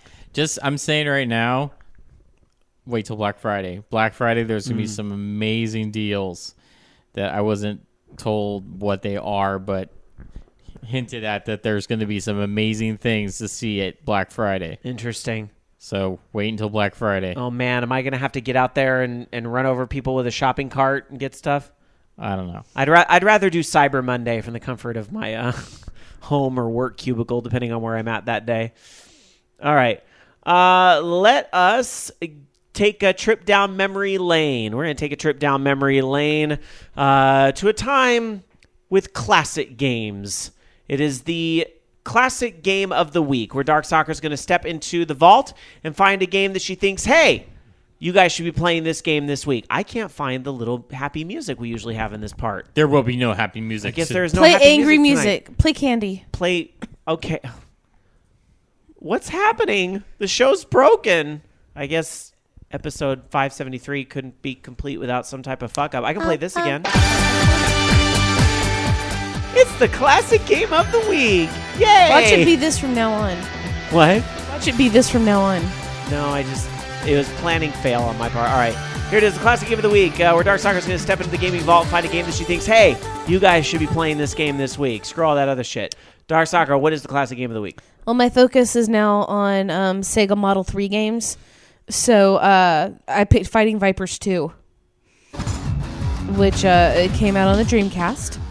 But this one, pretty good. It introduced a character named Emmy, who has mecha armor, Charlie, who's a BMX rider, and a new character named Del Sol, who is a luchador, and a character named Kun, who uses all the other movesets from the other characters, sort of like a draw from Virtual Fighter.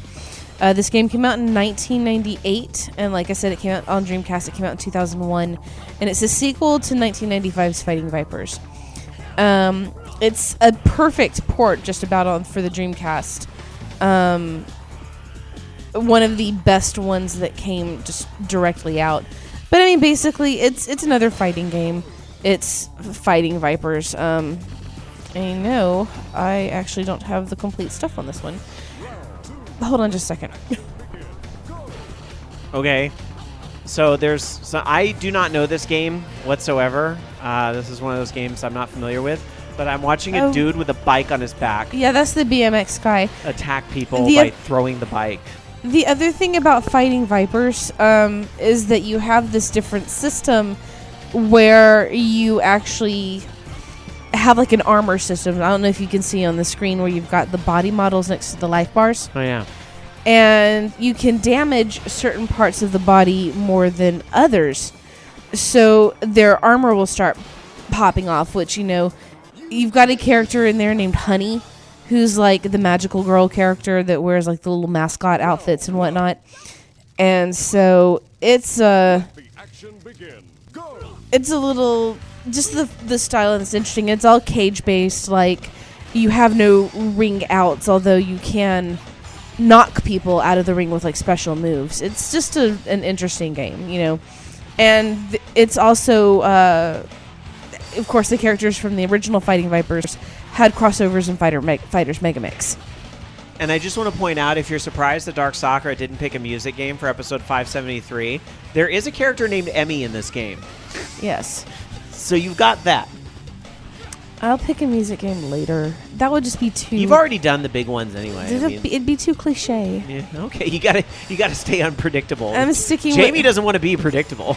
I'm sticking with my Sega Model 3 things for the month, remember? That's fine. But it's just a particularly interesting... I think that the Fighting Viper series really didn't get a whole lot of love. And it's actually, as far as I've been able to tell, kind of difficult to find Fighting Vipers 2 for Dreamcast. So anyone finds it, let me know, because I don't think it came out in the US. So there you go. Fighting Vipers 2. This game looks a little ahead of its time.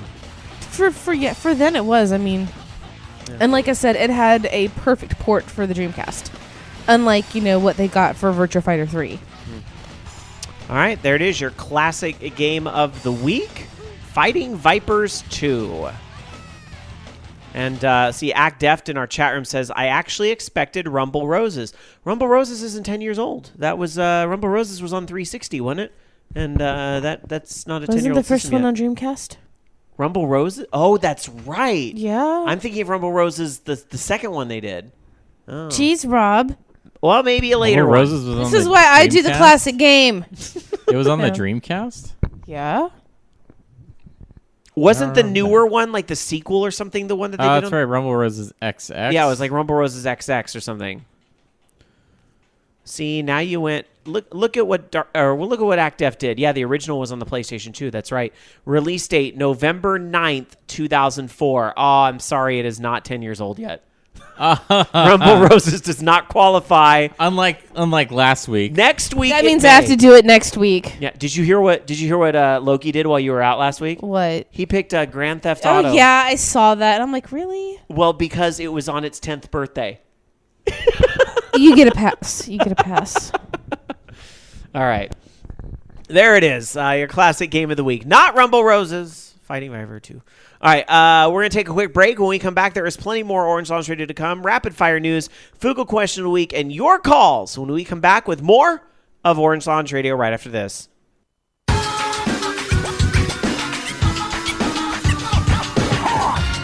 Welcome back, everybody, to Orange Lounge Radio, episode 573, already in progress for this November the 2nd of 2014. And if you are just joining us live here tonight at vognetwork.com, you know this number holds some special significance for us. It is a throwback to a game that we kind of owe thanks to for Orange Lounge Radio existing. So we had some break music tonight, which sadly I can't play it all for you on the podcast feed because, I think they sell a lot of it on iTunes now. But a lot of the music that we came to love in the games. If I made you pick just one song from all of Bomani that is your favorite ever, what would that be? What would that be? Well, I used to always say it was Brilliant to You, OG. Mm-hmm. Which I still super love that one, but I'd actually go with the slow version of the Safari. Yeah. That one's probably just one of my favorite pieces of music ever. It's just going on a musicality side. I like the complexity in it, to be honest. It gives me a lot to listen to. So it's fun. And I hate the fast version. Hate it. It just doesn't fit the song. Loki? Bomani music? Yeah. I just realized licensed or unlicensed. I didn't really give it a... So I have one for each licensed and unlicensed. So if you... want to amend your answer, Dark Soccer, you can. Licensed? Yeah. Licensed meaning the old Bomani games worked a lot with one of the big record labels in Japan, Toshiba EMI, which did this big series, Dance Mania, and they licensed a lot of stuff. And then here in America, they did a different drum. So there's a lot of licensed music that ended up in the games, too. Didn't you really like Love from Second Mix? That was that one's probably one of my favorite ones. That and... crap! It was one of the Eurobeat songs too that I really liked. I can't remember. Eurobeat itself was one of them, wasn't it? Well, yeah, but it was one of the Night of Fire, no, Rain of Fire, Dark of Fire, This No. of Fire, That of Fire, I'm on Fire, How It's Fire, Velfar. Velfire. Every Para song is on fire. Just one because way or I actually another. super like the dance for Velfar. Yeah. Yeah. I like Sexy, Sexy, Sexy. But anyway, the people that have never played Bomani Although games I have am no a big idea what we're talking fan about right of now. Hot Limit, but I don't like the English lyrics. Look up Para Para on YouTube. It's great. Loki, how about you? I like, was it the Hot Limit lyrics that aren't the Hot Limit lyrics? Oh, you say Ritalin or whatever that. Yeah. We drink Ritalin. Yeah. Yeah. Gosh. Non-licensed, probably Era. Licensed, I don't know. There's so many. It's probably a toss-up between Ghosts I think it was 10th Planet, and then You are correct. But it was the Vincent D'Amore remix. It is true. I have Vincent that. D'Amore's I have awesome. that actually still in my mix on my car. And then it was a cover, but Scooter's Fire, which was in Disney Rave, Oh, because Fire is awesome. dude, the That one Electrical was Parade. good. The Electrical was Parade was great too. It was one of the best songs ever. I'm surprised there hasn't been any extra crossovers from that stuff into the regular DDR. I think it was all licensed through. Yeah, it's probably licensed. Didn't they have a plug and play Disney thing? He did, but it They wasn't put the they same. put Disney Mix out in the U.S. I remember it was a big deal. Yeah. For the record, though, so the original Disney quote songs Uh-huh. were also part of a Super Eurobeat collection, Hmm. which I've got the full version of Macho Duck. Yeah, because Disney is huge in Japan. In some ways, it's bigger there than it Still, is here. they have Duffy. They took my Duffy away in the U.S. Okay, for me, easy, no contest. Licensed song, no fucking contest. Echo Image, Skulk, Bam. Best song they ever licensed. In the best home version there ever was, Ultra I'm Mix sorry, 2. I was surprised that you didn't say anything from. Erotic. Erotic. I know, but probably Oh Nick, Please Not So Quick would be like a second place, but I'm sorry, Skulk. Skulk like is just awesome. Echo Image was like the Damn it, greatest Echo thing. Image! Why don't you put out a new album? They only ever did one album. It's so tragic. It's such a good fucking album too. And then there's so many good B-sides. Like their cover of the Never Ending Story is so fucking good. Like it's such a tragedy that Echo Image is not. I hope we can get if this show ever has to end, I want to get the guy from Echo Image on the show for no reason other than just I got him on the show. It has really nothing to do with video games, but just my own personal wank thing. I want to have that guy from Echo We are Image not on going the to be show. here while you wank. Not that it's not dirty like that. I just mean We got family. close. We got MIDI Head. I mean, That's true. MIDI Head was awesome. And did the did intro. us an He intro. did the intro. He did the intro. That's right. If you guys didn't know that, the intro to I'm the sorry show. for every bad thing I said about his singing. or is it Monolithic now? I don't know if he's going by MIDI Head or Monolithic anymore. He uses one when he's doing the Samples? score soundtrack. I think one is singing and one's not singing. But anyway, Jason could tell you more about that. Jason followed him a little more closely than I did. Okay, so non-licensed song. That one's a trickier contest, but I really think it is "Love Is Dreaminess" from Beatmania 2DX that you heard there during the break. If you're listening live, Happy hardcore. It's not even that I like happy hardcore necessarily. I just love that song, and I remember the video, and I just have a lot of memories attached to that song. I have another one that I really liked. All right, hurry. Cracker. That song was so fucking rad. And Oh, everything man. by Desro. I got 2 Desro albums. No. Oh man, do I have that song somewhere? Fireball. What I've got I can send you Cracker. you're a I've got that cracker. one. What Beatmania game was that in? That was like a 4-style. That was on fourth style. It was the bow, bow, bow. And of course all the Korean music I got introduced to. Oh yeah, Bakwa was great. So wait a minute, look what I found.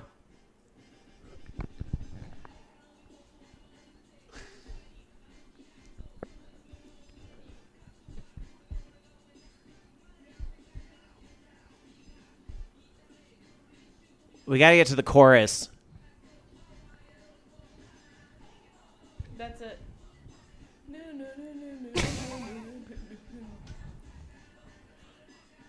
All right. Oh, it's coming through so quietly. I don't even know if the people could hear that. Sorry about that.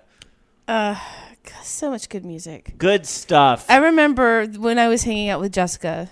I had a mini disc, and I made one that was called Bump. And we turned up the bass in her old Ford Escort. It was the funniest shit ever. And we just had that one playing as we were going through Oakland. You were like a scene right out of White Chicks. It's great. All right. Anyway.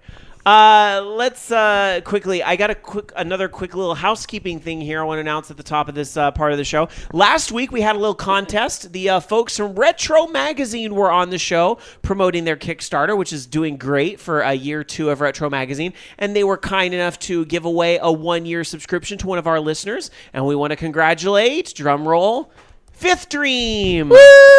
A winner is you. Fifth Dream won the year subscription to Retro Magazine. Please check your email. More detail is in there. Thank you guys for entering. And thanks to Retro Magazine once again for coming on the program.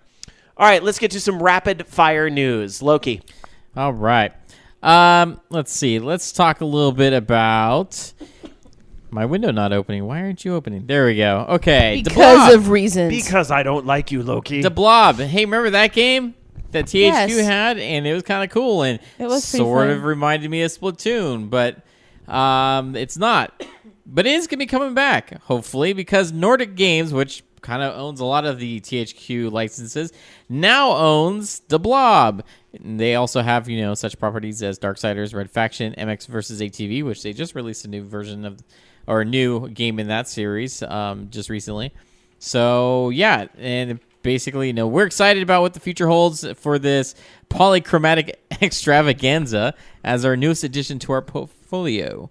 We will evaluate opportunities with the existing games as well as potential sequels. So that's pretty cool. Hey, you want to know what would be a great place to put this character is maybe make him a guest character in Splatoon. Just saying. It would fit right in. But whatever.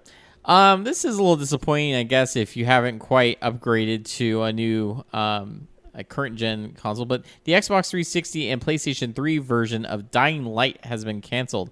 Now, Dying Light, if you may not remember, is the new Techland zombie survival game that had a lot of free running elements. It's kind of like Mirror's Edge meets, Dead Island or something like that.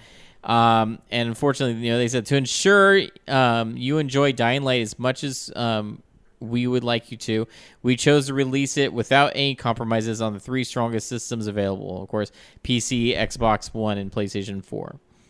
And I believe it's expected out now on January 27th of next year. So expect that soon, but only on certain platforms.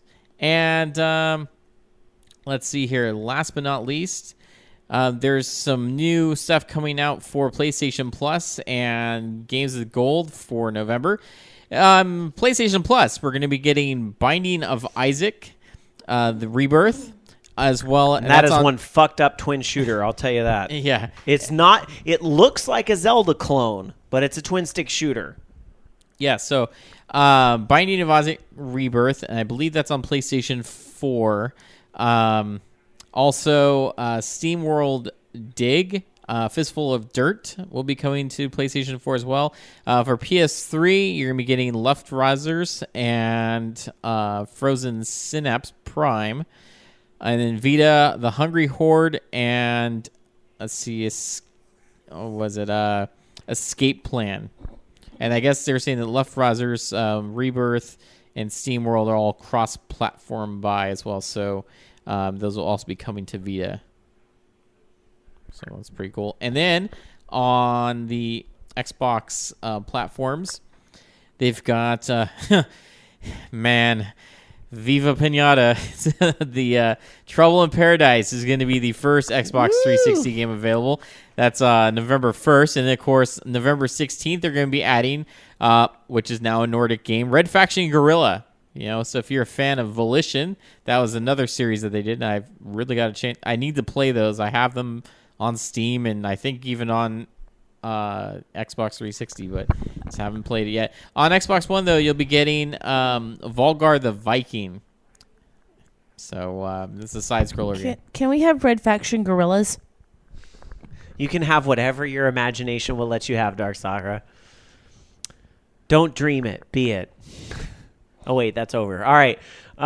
Next up. Hey. Rob. Don't dream it's over.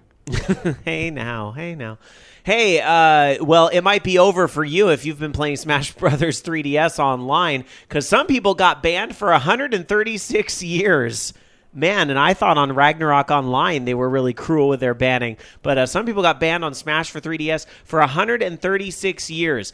Here's what happened. It's actually a glitch. The glitch apparently is happening to players who quit online matches early, or if you excessively target an individual in the game's 4-player for fun mode. So don't pick on somebody, don't rage quit, or just play only online with friends and trusted people.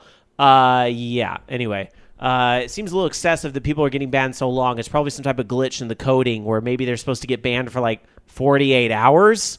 But yeah, they get banned for 136 years. By that I think time, that's appropriate. 136 years from now, your 3DS is going to be rotting away in a landfill, just like some cartridges they dug up in the desert not that long ago. Remember when digging through somebody's garbage was video game headlines because they were making a movie out of it? It's like dumpster That's diving. right. The dumpster diving professional movie edition. Atari Game Over will be premiering on Xbox Live November 20th. I have no idea how people are getting this, but I guess it'll just show up as a download or something.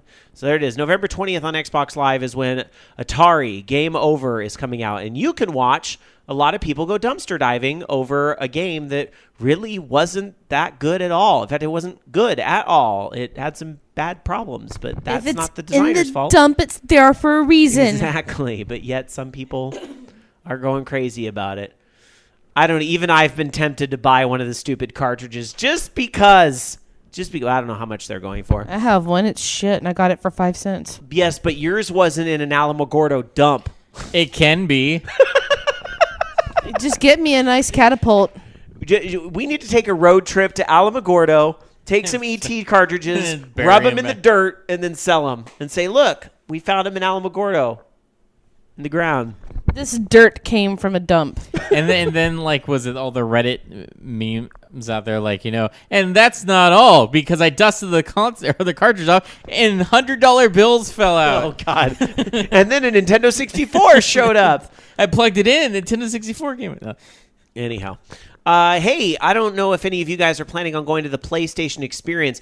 This actually sounds awesome. It's going to be December 6th and 7th at the Sands Expo and Convention Center, and I really want to go, but I'm a little conventioned out, and my day job has to take precedence. I wish I'd had more warning about this. I wish they'd announced this a few months earlier, but reasons are reasons, and they didn't. So the PlayStation Experience, though, apparently going to have panels. That's going to be interesting. Hundreds of titles to play from the various PlayStation consoles. Some of the playable games that are showing up. The Destiny expansion, The Dark Below, Dying Light, Game of Thrones from Telltale, Journey for PlayStation 4, Lara Croft in the Temple of Osiris, Mortal Kombat X. That's kind of a big deal.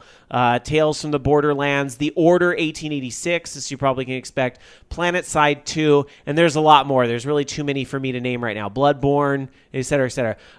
So there you go. You have to be 18 or older to go, and it is in Vegas, as I said there. And yeah, it sounds like it's going to be fun. That sounds like it's going to be similar to the Final Fantasy thing that I went to, except bigger. And hopefully the lines won't be as fucking crazy as they were at the Final Fantasy thing. So there you go. PlayStation Experience. Wish I could go. Next year, dudes and dudettes. You could at PlayStation Experience in your home. That's what actually, I bet they will do a lot of streaming and Sony's done that stuff before. Best out of PS1, yo. There you go. I'll just play Vib Ribbon the whole weekend. How's that sound? I wish they would just do what they did before with that E3 in your home type thing on the Xbox, where it's like, hey, look, these are some of the demos that they have at E3. You can play them at home. That was amazing. Unfortunately, we live in a world, though, where people make their decision on if they're going to buy the game or not off a pre-release build like that, and it sometimes can do more harm than good, depending on the game. Fuck them. Depending on the demo. I don't want to. They probably have diseases. Ask Bobby Blackwolf how he feels about Ni no Kuni. Ask him. By the way, I found I have a copy of Ni no Kuni. Do you really? I have to play it. Is it my copy? I don't know. It's a copy. It's mine now. He couldn't beat the demo because it didn't have a Bobby Blackwolf Friends Forever mode. I know. Well, to be fair, and I criticize that demo, not to drudge up years old news, but the demo for that game was shit. You have to give a little bit of explanation for people and, make it playable anyway. But the game itself was really good. It isn't shit. What? Borderlands. Borderlands is pretty awesome. Borderlands is pretty fucking cool. I haven't checked out the pre-sequel yet, though. It's just there's too many. You didn't play it at Gamer X? Too many games I did play it at Gamer X actually, but like I played Captain America. I mean the Valkyrie. I wanted to play the real game, but I've just been so busy. Well, there's a 5th playable character now. It is my turn, right? Yeah, of course. Okay. There's a 5th playable character, and it's Handsome Jack. Ha ha ha! You can play as Handsome Jack. His class is the doppelganger. He's really a lookalike body double. So there you go. He will be available November 11th. Also showing up in Mario Kart 8 is the Excite Bike Arena. Yay! That's actually pretty fucking rad, I gotta say. But why can't we just have Excite Bike? Because Excite Bike really isn't that good. Like, actually, when you look at it, though, the arena has a bunch of ramps in it. The old Excite Bike ramps. Yeah. So it's pretty freaking cool. You can get that Excite Bike 3DS remake if you really miss Excite Bike. Yeah, that's super neat. And then, last but not least, Dragon Age Keep is in open beta, and I will be signing up for this when I get home tonight. So that's all. Now, what is Dragon Age Keep for those that don't know? Dragon Age Keep is basically, it's a tool that lets you import the decisions from previous versions and bring in new choices. So basically, you can start syncing your characters from the previous ones or, change some of their items in there so you will actually be able to have their adventures told by Varric while you are in the game. So it's pretty cool. I tried to get into Dragon Age 1 and 2, but I kept getting distracted by other shit. But I've basically been told... I like Dragon Age 2 better, I've been told that I am required to play Dragon Age Origins. I have no choice, because I have to play multiplayer. And then, Inquisition, you mean? Oh, sorry, that's what I meant. Yeah, sorry. Well, I'll be playing it. I've got my order, so... Dragon Age Origins was the one I started, and then I was like, ooh, something shiny on another console. Honestly, I didn't get all the way through DAO, but I've beaten Dragon Age 2 twice now. Wow. And I freaking love it. Of course, I get my emo Fenris every time. So... All right, well, let's poll the listeners as we do every week with the Fugle Question of the Week. It's Radio Control.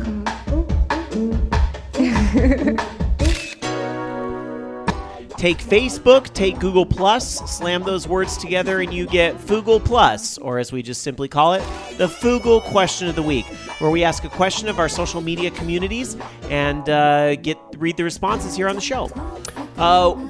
Being that tonight's episode was 573, we mentioned that this has some significance to the roots of our show, so we just simply asked our listeners tonight, and I realize not everybody was in the music game craze, so I apologize for this little bit of self-indulgence, but after 573 episodes, we earned it. So, we wanted to ask our listeners tonight, share a favorite memory of what music gaming, Bomani or otherwise, is meant for you. I tried to open it up a little bit, especially for maybe some of our younger listeners that, believe it or not, being that we all got into DDR 10 years ago, some of our younger listeners may associate music games with more stuff like Guitar Hero than the stuff that came after.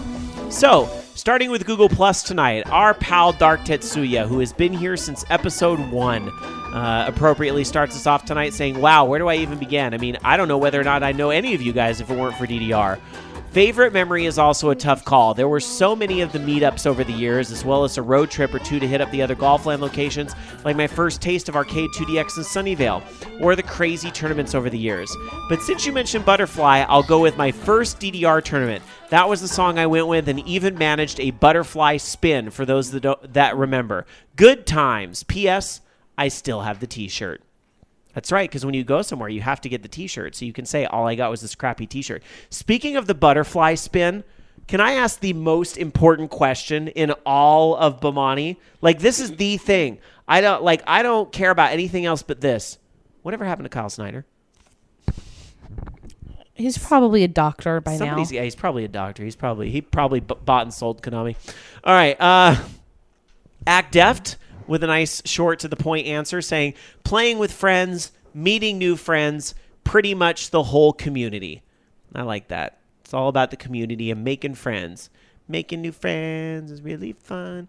Let's see. Going to our pal Renee from Killer Queens from Outer Space over on Facebook saying, favorite memory was when I started really playing DDR Beatmania when I was working and living in China for a year. I had played previously, but not as much as I did when I was in China. I had no idea that he lived in China for a year. I learned something new on the show. Awesome Unicorn said, in high school, DDR, third mix Korean, was a way of life for my friends and me. Now, here's my question. If you played DDR, third mix Korean, Awesome Unicorn, did you, during Bakwa, did you go around and cluck like a chicken during Bakwa? Bakwa, Bakwa, Bakwa. Because that's what we did. But we were also really stupid. But I want to know if that was just a local thing or if that was something everybody did. All right. And what was the boy band song in Thermix Korean? Was that Buell? Was that the name of that song? I think it was. Yeah. Did everybody, you have to do the Backstreet Boys like power ballad moves and, stuff. Anyway. Back to Awesome Unicorn's answer. DDR Third Mix Korean was a way of life for my friends and me. It was our Friday night activity, and it allowed me to create and develop friendships with people from all over my city. Every time I came home from college, I knew we could meet up at the bowling alley, and we would always be able to reconnect over a few rounds of DDR. Aw. That's a really sweet answer. Somebody liked that answer. I'm going to like it too. That's a good answer. All right. Ace Trainer Jelly Bean replied and said, definitely the sense of community. I loved how every weekend everyone would come together and spend hours by the DDR machines or at DDR Freak, playing the game, bonding, and helping each other improve. I've met and still keep in contact with so many people thanks to dance games. I could write so much about how thankful I am for dance games, but I won't. I just cherish the shit out of DDR. And lastly, Gaming Nerd says, I have to say the short-lived freestyle scene of DDR. Short-lived? I thought it went on for a little. I guess maybe in the in the scope of everything, maybe it was too short-lived. It seemed like it went for a few years. Anyway, it's what really inspired me to face my shyness and work up the confidence to dance in front of people. I still remember watching freestyle videos on DDR Freak and being left in awe over the creativity in each performance, no matter how amazingly or ridiculously silly they looked. It's nostalgic to find these videos still around on YouTube for me to fall in love with all over again. Aww.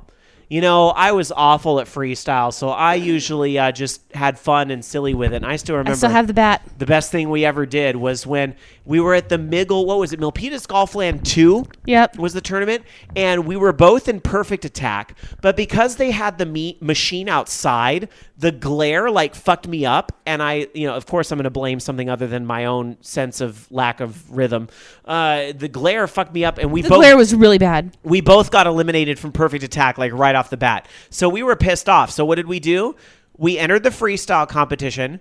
We drove to a nearby Walgreens to buy props. We found these big orange bats, and we were like, yes, we're going to do stomp to my beat and beat each other with the bats while we play. And that's exactly what we did. So we just pulled a routine out of our ass. I'm sure we were looking at the screen the whole time.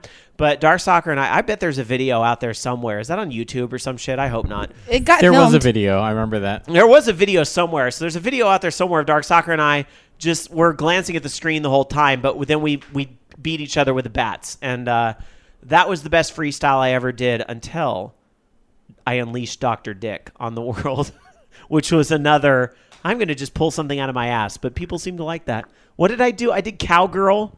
I remember I did that at the B3 tournament, right? And something else. It was all improv. Anyway, there you go. Memory lane. There it is. Thank you guys for answering the Fugle question of the week. Let's get back into some more gaming news. Loki. Oh, gosh. Dr. Dick. That scares me. That's almost like as bad as Mr. Spanky. Remember Mr. Spanky? I think that they're actually fraternal cousins. Yeah. Apparently, the Call of Duty sales, at least initially, are a little on the downtick still. They're saying that, according to Amazon's pre-orders, that Advanced Warfare is now pacing about 40% behind last year's Call of Duty game, Call of Duty Ghosts, and 70% behind Black Ops 2. And so they're thinking that it's going to continue down that trend. I don't know. I think, honestly, that... I think it's actually going to sell pretty... I think a lot of people are... especially other Ghosts, because Ghosts, I think, wasn't very good. I mean, I know I wasn't very interested in it, but I think maybe people are waiting and see, what the reviews are going to be, and maybe just don't want to pre-order stuff. I don't know. Being cautious about it, but I think it's got a little bit more of a hook than Ghost said, because I don't know, just people don't really care about a dog. The game's good. So I won't it sell millions on the back of Kevin Spacey? It could. It could definitely. I think that the fact that this is going to be kind of the true, true next gen version of like Call of Duty. Because Ghosts, they had like an upscaled version and it looked nice, but it wasn't a true built for PlayStation 4, Xbox One, PC type of game. This is going to be the first one that they just kind of push it, as far as the fidelity goes, and it definitely shows. So I think it's an interesting game. I think people will pick it up. Maybe, the pre-orders might have been low, but it will make up for it later on. Although there's Grand Theft Auto coming out soon, and that sold, lots of copies, and I think that might have also played into a little bit of Call of Duty. Are they going to do a huge fanfare launch for Grand Theft Auto though? Because I feel like it's kind of muted right now. I think it's going to be more along that line, but they're starting to show a little bit more each time. They've already talked about like some of the exclusive stuff that's going to be in the next, the PlayStation 4, Xbox One versions. Oh, well, and I guess PC. So it'll be interesting to see. I don't think it's going to be as much fanfare, but I don't know. It's definitely on my radar. All right. Well, maybe some more people will be playing Call of Duty because they got banned from Hearthstone. Blizzard has banned several thousand what they call botter accounts in Hearthstone, which, of course, is their online trading card game, saying these bans are temporary, and by the new year, these players will be let back in. That's a pretty long ban, actually. In a quote, one of the community managers said, "We've recently banned Hearthstone accounts that were found to be participating in win trading. Win trading at any rank is something that we do not take lightly and is in violation of our terms of use. As we mentioned in our previous statement regarding fair play in Hearthstone, instances of cheating will not be tolerated. Accounts that were discovered participating in win trading have received permanent account closure and disqualification from events where ranking is used as a method of qualification." So don't cheat if you're going to play Hearthstone online. I'm curious kind of how they catch this stuff, but I guess if they see the same people over and over kind of doing this back and forth. But I mean, you can't really, the win and losses with friends, I don't think count. It's been forever since I played Hearthstone, guys. I played it when it was an open beta, and that was it. Like early on. Technically, is the game still in beta? No, it finally did launch because they have like an expansion out and everything. So, but yeah, I don't think the wins and losses with friends count. So somehow people are figuring out how to get matched with certain people and win trade that way. So there it is. Don't do that, or we ban you. You'll get banned for 173 years, like the people in Smash Brothers. Darsagra. Oh, well, this is... I'm going to get political. That's all I have to say about it. Uh-oh. I'm going to get political. Political. I'm going to become socially... I'm going to comment on some shit. Potty break. Just kidding. You know what? This is important and it needs to be said. All right. So there is actually a group now, a fund, if you will, for women who have been harassed as a result of Gamergate, which is going to be the last time I mention those words. You might as well have just said Beetlejuice, Beetlejuice, Beetlejuice, for real. Well, basically, for all of the women who have been mostly... the big names that have been harassed, which would be Jade Raymond, Anita Sarkeesian. Did I pronounce her last name right? Jennifer Hepler, Dina Abokaram, Jen Frank, and Zoe Quinn. And Brianna Wu. Yeah. Well, Brianna Wu is... I think that she actually might be one of the ones setting this up. Yeah, Brianna Wu is the one setting this up. The only reason why I bring her up, and sorry to interrupt, the only reason why I bring her up is like one of the few positives to come from all this fuckery over the past few weeks is that like I got introduced to her, and she's definitely the warrior in social justice warrior. Yeah. She's fascinating to watch her takedowns. She's neat. Well, at any rate, she had received some really nasty ones where she actually was forced out of her home out of fear for her family. And so basically she just came back angry and said, I'm going to fight this back, and is now creating setting up a legal defense fund for women that have been targeted by the proponents of Gamergate. And by proponents, I'm actually not saying that every person who supports Gamergate is a misogynistic asshole. It's just the misogynist assholes have been sort of using this as their excuse to be misogynist assholes. But you're hanging out with a group of misogynist assholes, and you know, birds of a feather get labeled together. Yeah. Well, at any rate, so she's basically trying to do this so that she can basically make things safer for women. Mm-hmm. And, you know, there's also strength in numbers. Now, this is what I'm going to say. There are people out there, and including other women, who are really trying to make it focus back on the ethics in gaming. Because even though it turned out that, no one slept with anybody else and that was all bullshit. Well, I mean, there was no sleeping with for the benefit of game. And who fucking cares in the first place? Exactly. But besides that, you know, we also have sites like the K, that basically just make clickbait articles and base all of their stories on conjecture and, you know, not actual fact. The whole fact that the entire industry is basically not really held to any true accountability standards and is considered not actual journalism by the parties that matter. I agree with you. Actually, there needs to be accountability. Taking the other side now, for everybody who has been basically saying, oh, well, if you're speaking out against this, fuck you, we're going to send death threats to you. People are being mailed knives with notes that say kill yourself. I've seen pictures from some of the people who've done it. I think that those that are sending out the threats also need to be held accountable. They need to be made public spectacle, made a public example, and say, this is what's going to happen to you if you fuck with us, if you continue to do this shit. I just don't like seeing that. Like, every time I think this shit is finally done, it comes back rearing its ugly ass head. Now, I agree with what Brianna's doing. I think, you know, where she's finally like, you know what? This fuckery is going to court. Like, I support what she's doing with that shit. But, you know, when you talk about the whole...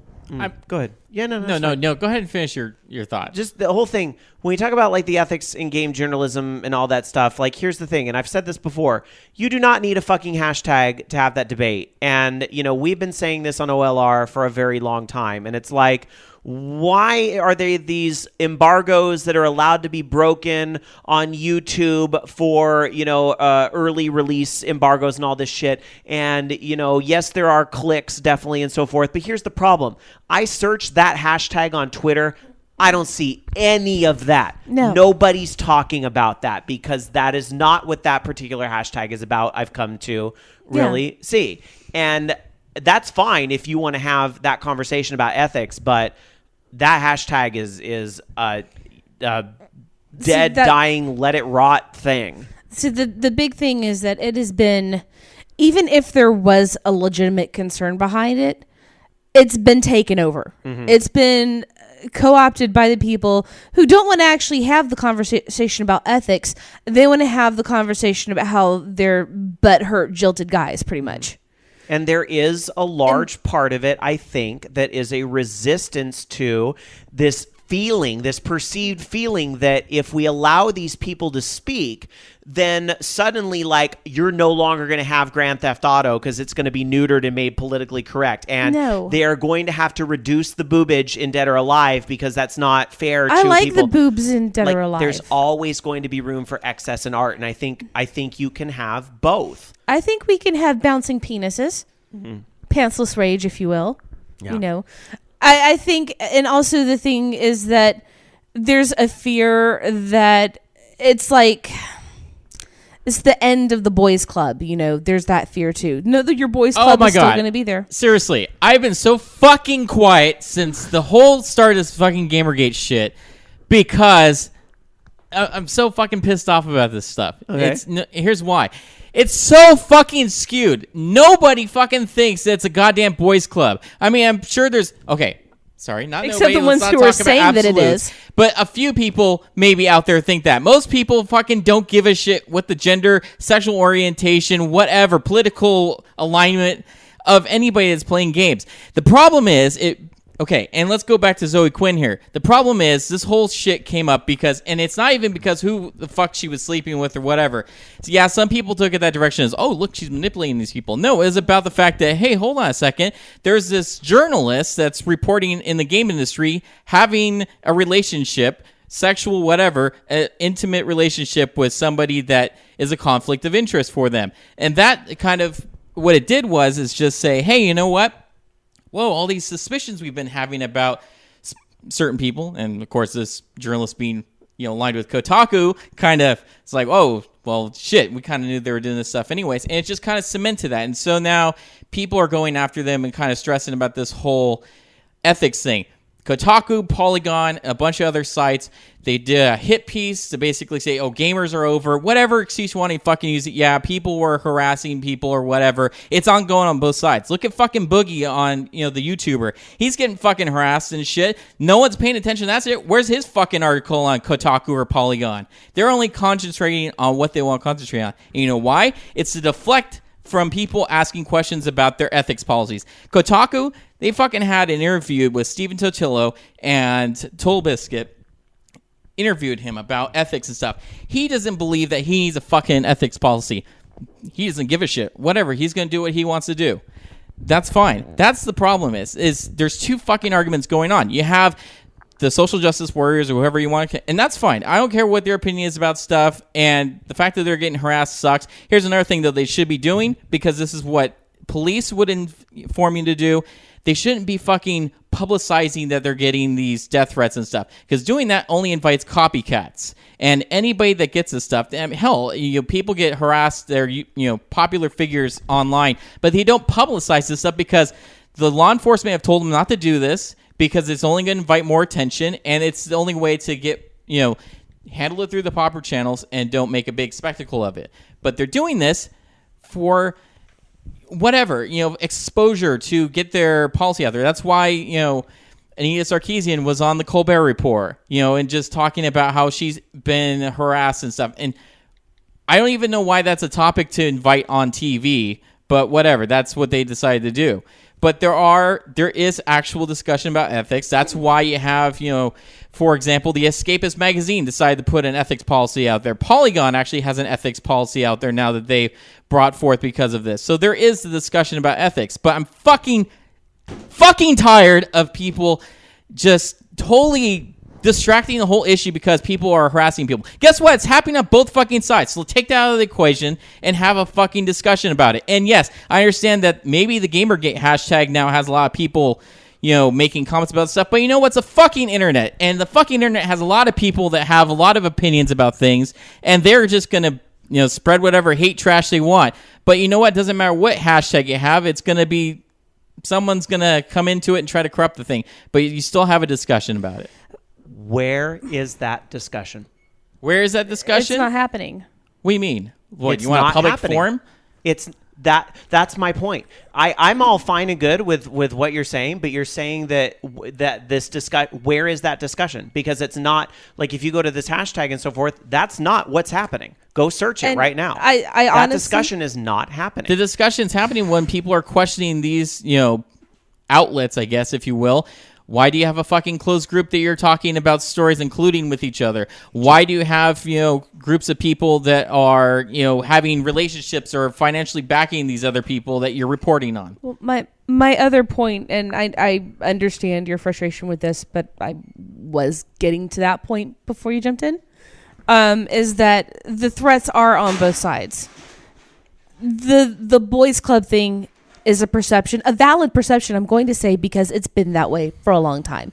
You are now having more women in games, but I'm actually seeing now the threats coming from, and I'm just going to use the quote finger, the SJW groups, the social justice warriors.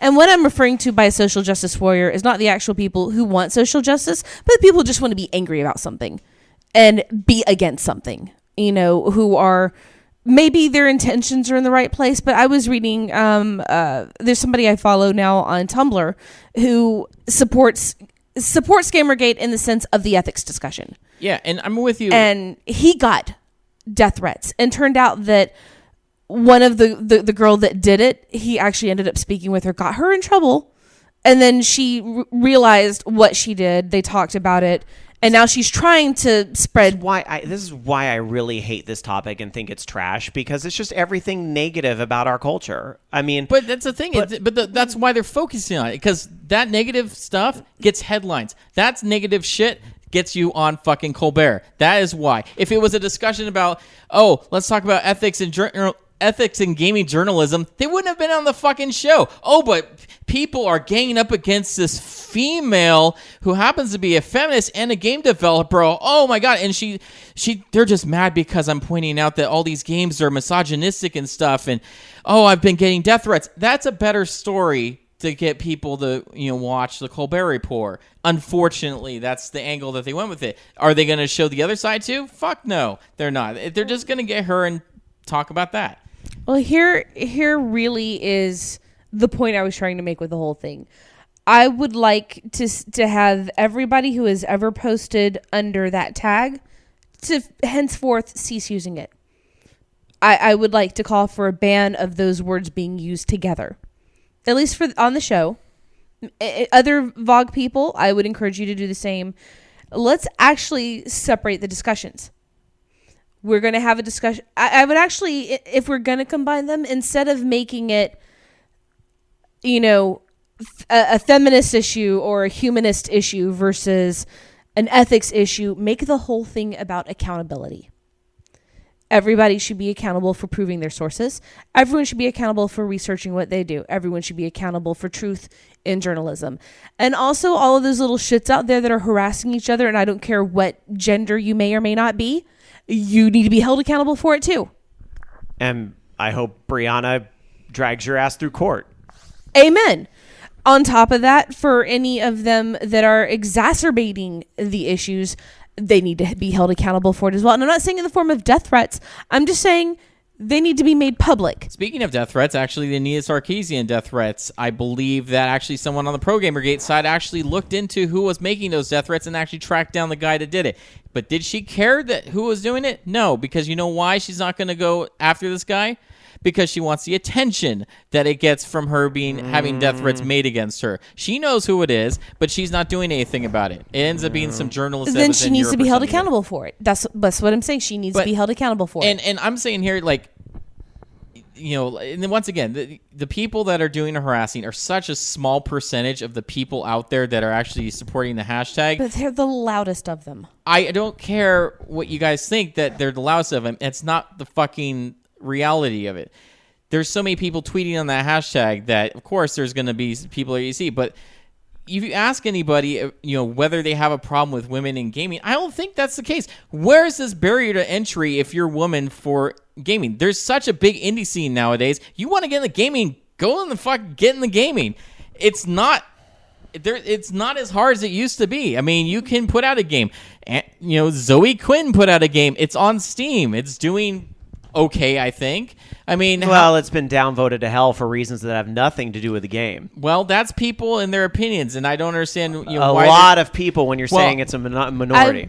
I would just like those of us who are sick of all of this crap to start taking steps to neutralize it. We bury it. We make the issues what they are, and we don't tie it to any of that. The Gamergate term needs to die. We need to actually focus on the issues instead of putting a label on it, instead of putting Group A versus Group B and trying to polarize ourselves. This is something that needs to be worked on together. That's why I am against political parties now. It's why I am against this conservative versus liberal bullshit. We are people. Put all of it aside and actually have a discussion with another person without bringing your fucking labels into it. As long as we can still welcome minorities into the gaming industry, and there's a part of me that agrees with what you're saying, Loki, with the whole, yes, it's easy, we should start, but we need to support everybody that is creating these indie games. We need to support independent. That's why what we do with the independent production is so important. And all these indie things, it's so important to support other indies. And instead of taking each other down, which is why this like the whole thing is really gross and so forth. But I want to support everything. And I mean, the reality is, look at the statistics of the industry. There's not enough diversity in it right now. I hope that will change in the next few years. I would like to see that. And I'd like to see the journalism ethic, blah, blah, blah, held accountable. But I think this industry is going through a lot of the same growing pains. If you don't think a lot of this stuff doesn't happen in politics, oh God, Hollywood. Yeah, it's everywhere. I mean, y'all are kidding yourselves if you don't think this shit happens in lots of other and probably industries. to a worse extent. Yeah. And I'm still. Have you ever seen two people talk to each other until their party affiliations come into play?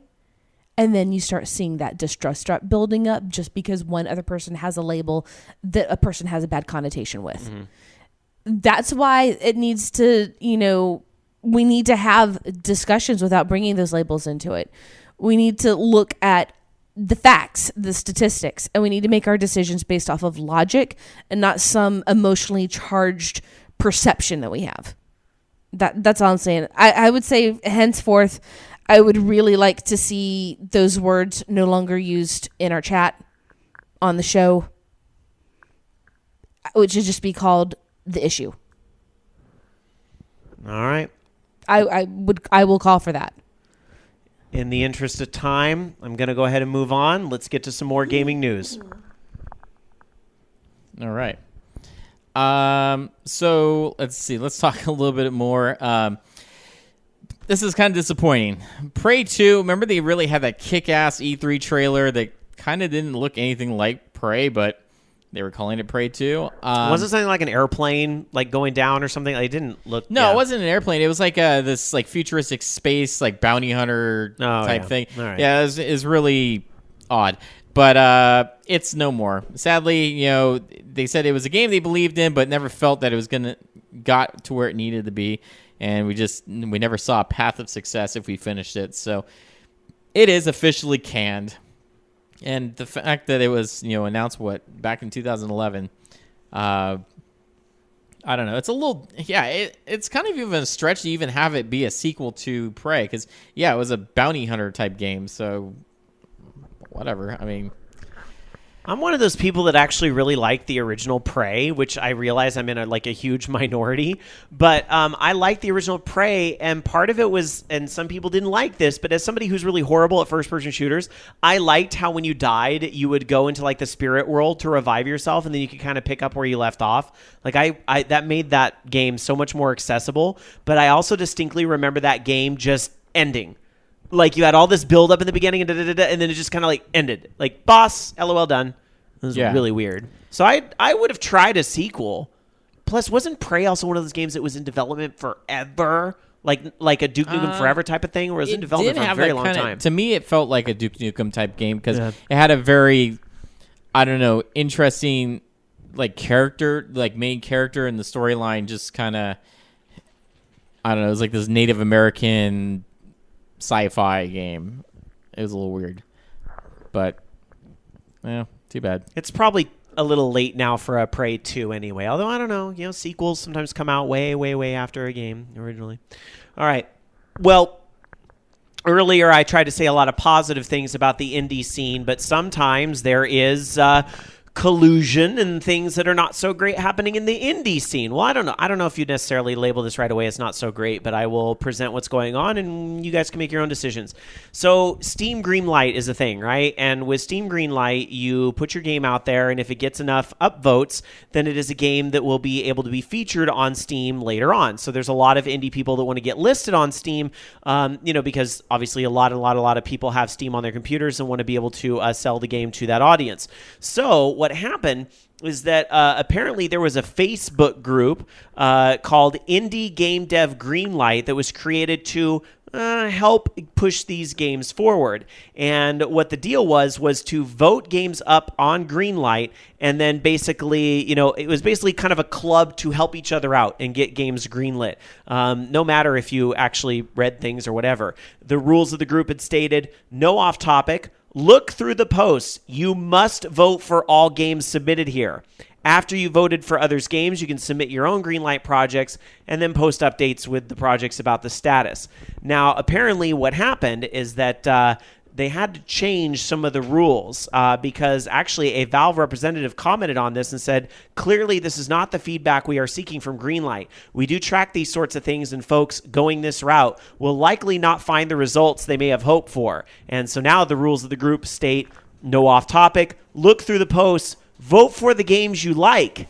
After you viewed and voted for other projects, your choice which ones, you can submit your Greenlight projects. You can post updates about your projects. We do ban for showing hatred, intolerance, or discriminations. Please respect each other. So very interesting that you had this group that was, and again, this is the kind of thing that I think happens a lot of places whenever you have a popularity contest such as Steam Greenlight, because I've seen this in other places happen too, where it's like, I'll scratch your back if you scratch mine. The podcast awards. Anyway, but that's neither here nor there. Is this type of thing, does Steam Greenlight need to be reimagined? Does it need to be reevaluated? What gets games listed on Steam in light of this? What do you guys think? There's a lot of garbage on Steam, and so I don't think you need help to get more garbage on the Steam. I can understand where their frustration is, because sometimes it's hard to get upvotes and stuff, and especially now it's just packed. They're adding tons of things each week, so I don't know. It's not unusual. I mean, how can they really track this down? Who's doing this? I mean, personally, me, I usually upvote everything that's on Greenlight because I know how hard it is, unless it looks like absolute shit, like Rock Simulator, because that's just stupid. But I usually upvote everything.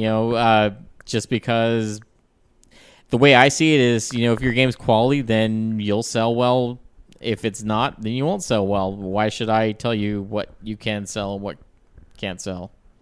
Dungeon Buster in chat points out Greenlight's eventually going away anyway. Is it? I do seem to remember there was something. Oh God, it's gonna make it harder to find stuff. Pow in our chat room says it's sad when you need to remind people, don't be a dick. Frowny face. So. All right. Let's be honest here. Like, I don't even know how many people were in that group, but the amount of votes that they're getting from just that group can't be that significant. It was, in all realness, it was only about like 400 people or so, maybe 350, somewhere between there. But, still. It's something. Before it got away by getting even bigger and so forth. This is why, usually when you're usually the route will be you make your game, you do a Kickstarter campaign or something like that, and have that, help give attention, try to get it covered by the media. And during that process is when you have people, asking people to, hey, come, like us on, Steam Greenlight so that we get, on Steam, that type of thing. And that's usually, part of the promotion. I don't know if they really need to, kind of fix it so that they get more votes, but it's just, I don't know. All right. Well, let's see what our listeners think of some of the topics we've brought up on the show by going to the mailbag. Every week, you guys send us emails to participate at orangeloungeradio.com. And that's how you can participate with the show. One of many ways to participate with the show. And Dark Soccer is going to dive into the mailbag head first and pull out some emails she believes are worth reading tonight. I will if they load. I think we got ranty and scared the emails. Come on, email. It's making me log back in, so give me a second. I don't want to give you 1,000. Time's up. Had everything up. All right. Other ways you can participate with the show. We will open up the Skype line a little later on at 1-877-GAME-OLR, or our username on Skype is Orange Lounge Radio. Very few people use the phone number anymore, so because Skype is on everything. So Orange Lounge Radio, all one word on Skype. On your toaster. Huh? It's on your toaster. It's almost on as many things as you can put. Have they put like Skype on a dead badger yet or something? That's right. You can also tweet us at OLR. Okay, Dark Soccer's ready. This one is called Rod Caliber is Life. Hello, LR. I was glad to find out we weren't the only ones who discovered that Soul Calibur could be played with a Sega Dreamcast fishing controller. I think we actually broke one of them when the two slammed together during a heated match. It still worked, but it doubled as baby rattle afterwards. This is what I was doing in college rather than studying. Now I'm going to let you in on something I was planning to create as my first Unity 2D project. The title, Grammar or Death. At the start of the game, a poor stick figure is trapped in a dungeon tied to a chair. The player must choose grammatically correct phrases from never-ending series of multiple-choice questions with continuously decreasing time limit. One wrong answer will result in a gruesome, gory death of the stick figure, complete with one of many loud screams, possibly contributed to the game by one Rob Roberts. But I've decided to scrap all of that because after listening to last week's OLR, or last week's OLR, whatever you like to call it, my idea... I now have a much better and more amusing idea. Admittedly, I will say it wasn't my idea, so thank you for that. I will say no more. Now, excuse me while I rub my hands together while gloating. All my love, Aaron YYR. Uh-oh.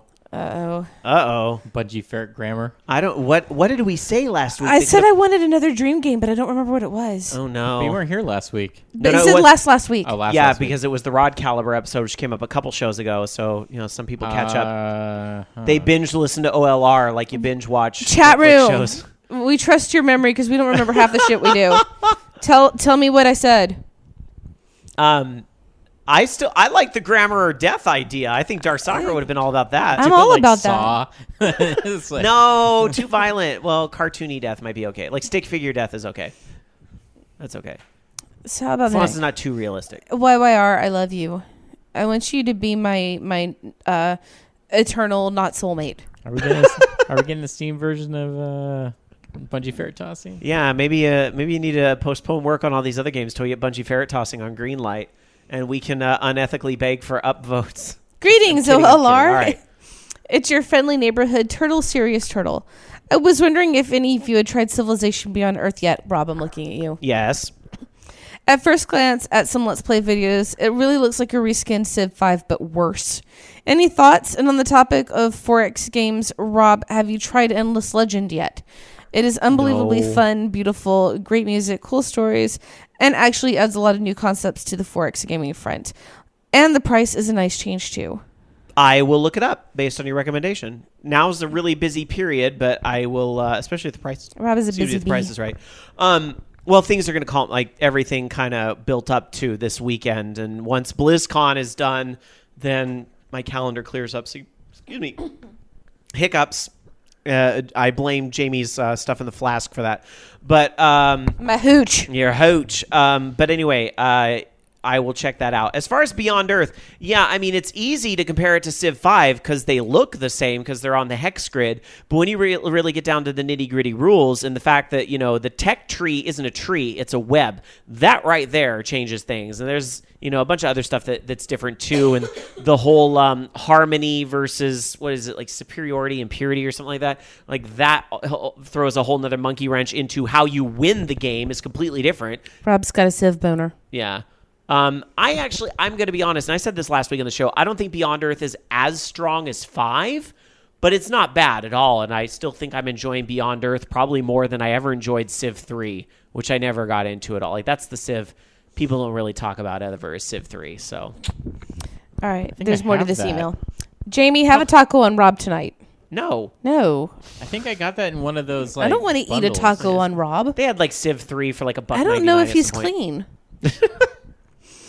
Loki, I'm pretty excited about GTA 5 for PC in January, but be honest with me.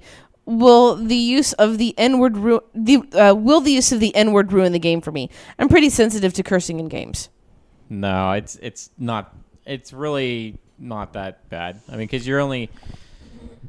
It's really only Franklin's friend that just keeps he just keeps just using that over and over because that's the character. I mean, and it's funny though. Actually, that guy that did the voice acting for that, there's a car commercial, like a local used car commercial that you can find him doing that for, and it's hilarious. He's just he's exactly like his character. But no, the language in the game's not that bad actually. It's pretty tame. It's not like San Andreas. Okay. OLR is always... if you can watch a movie that has coarse language, then Coarse, I like that word. yeah, It's coarse. Yeah. It's like sandpaper. like me when I get upset. Except that's not a word I Rob would gets use. coarse. But I'll use words that start with F. I'm and going to use S. coarse all And the time. besides, MF. it's all about Trevor anyways. Trevor is awesome. Seriously. Can I finish reading this email? Yep. OLR, as always, I love the show. I look forward to the podcast every Monday, minus the cursing. I guess the content and opinions more than make up for it. Your loyal turtle and Philly serious turtle. I'm really effing sorry about my mouth. You know what?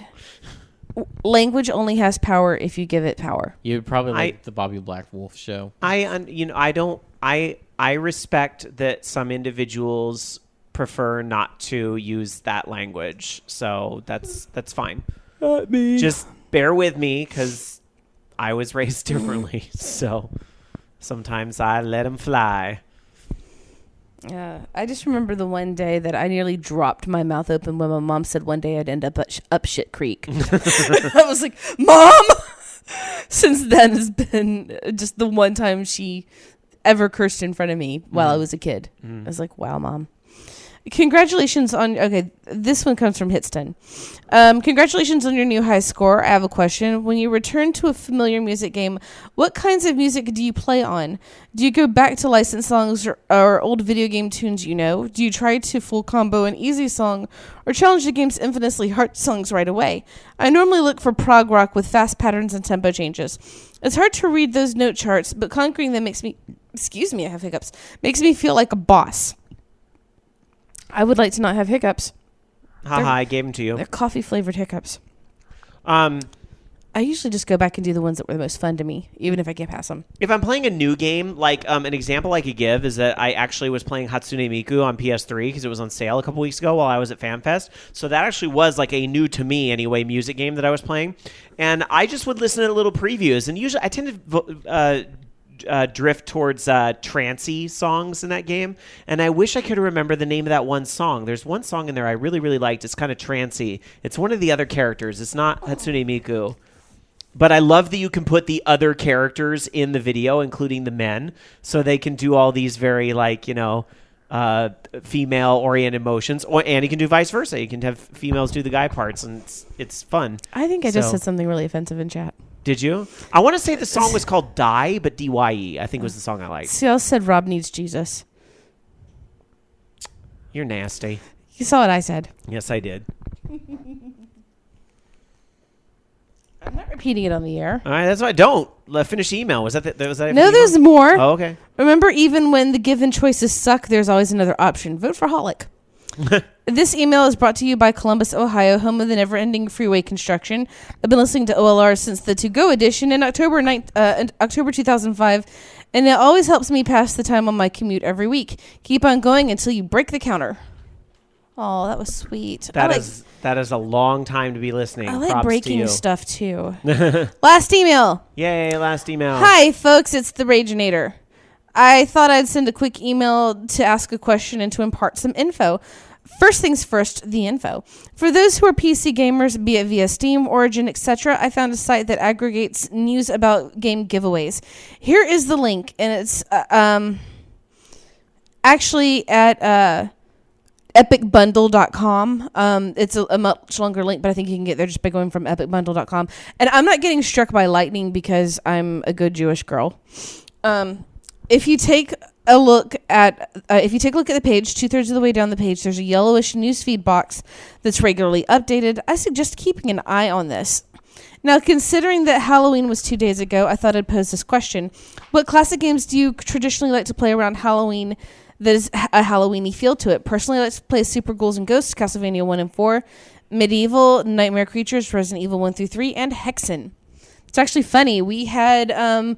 Dan just put on all of the Makaimura music, the Dai Makaimura music, because that's really the best. But he had different iterations from different systems, and then played some Castlevania music for all the kids coming to the door. And but honestly, I like to play really bad scary games, like the Nightmare on Elm Street game, which is laughably stupid, and the Friday the 13th game, which is also laughably stupid. And I kind of liked Friday the 13th on NES. Yeah, that was laughable. Keep in mind, I've had a very different Halloween tradition for about the past 16 years. So I don't really have a video game related tradition. I will be looking to start one soon, I guess. I don't know. I sadly, I can't really answer this question. I mean, I play scary video games whenever, I don't like to play them a lot because... my heart can only take so much, and I get scared really easily. Have you played Among the Sleep yet?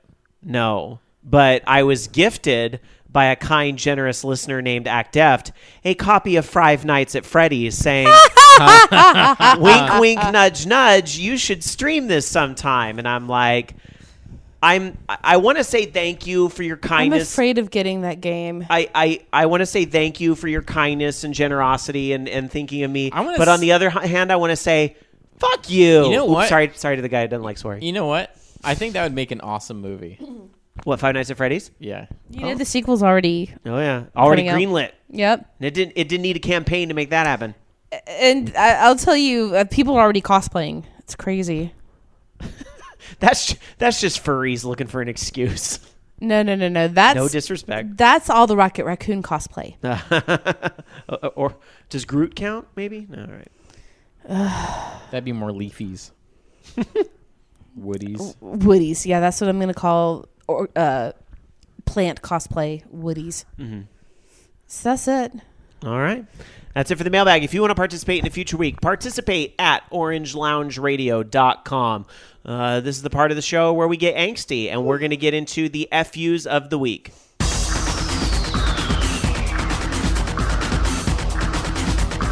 Oh, this is bad. Here is justice. Here is punishment. This is fucked up.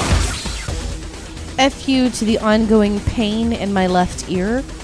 It's not like a deep ear infection. I actually did go to the doctor, but it's like when you press on one part of it, it hurts. And it's not as bad as it was, but when I yawn or open my mouth, it's because it feels kind of like TMJ, except it pulls on my ear and makes my ear hurt. So when I turn my head a certain way, it hurts. I've been getting headaches because of it. My doctor gave me eardrops. He said that the eardrum looks fine. I didn't have an infection, but it looked really red and horrible in there. So, and I work on the phones, so which is why none of you people are ever going to find out where I work, except for the people that I've actually told. And no, I'm not pressing on it, but sometimes I roll over and lean on things. It was hurting on my pillow. That's how bad it was. FU number 2 to the manic panic that only took on a little bit of my hair. That means I have to re-dye my ends, which I was going for red and purple. And I had another FU, but fuck it. All right, Loki. I guess FU to this headache that hasn't gone away, and I've been taking tons of stuff for it. Just doesn't seem to go. But I'm actually going to use this for another thing. I want to mention that if you are interested in Five Nights at Freddy's, that they do have it as part of the Halloween Humble Bundle. If you pay over the average, which as of right now is $5.32, you get it along with a bunch of other games. And that's good for another 3 days. All right. My FU of the week goes to I'm with you, headaches, because I had a really bad one at a really, really, really bad time. And yeah, FU to headaches, that's for sure. FU to panic attacks. I'm pretty sure I had another one of those in the past week. That's no fun. And then FU to being thrown under the bus. Pointing at my eyes, pointing at you. Pointing at my eyes, pointing at you. Let's move on with some more gaming news while I figure out why the oven won't stop beeping. The burning sound. Because or it's smell. completely possessed by... Satan, yes. Well, I it don't is believe hot. in Satan. So this is kind of cool. We talked about this a little bit, that there was this lawsuit from Manuel Noriega, who was attempting to sue Activision because of his portrayal in Call of Duty Black Ops 2. You know, being portrayed as like some sort of, you know, dictator and, you know, as, you know, an all-around bad guy, kidnap, murderer, enemy of the state type thing. Well, kind of is that, so, But anyways, the lawsuit has been dismissed. So, too bad, so sad. You don't get any money. But, I don't know. It's interesting. It was funny because, you know, me not following politics or anything, I had no idea that that character in the game was actually a real person. I mean, because they make up a lot of fictional, you know, villains in these games, so it's hard to tell them apart. It's okay. You were pretty young in the 80s, and I think that guy his name was all over the place, So I forgot about that lawsuit, though, until you brought it back up. Anyway, one more story for you guys before we get to the Skype line at 1-877-GAME-OLR, or username on Skype, Orange Lounge Radio.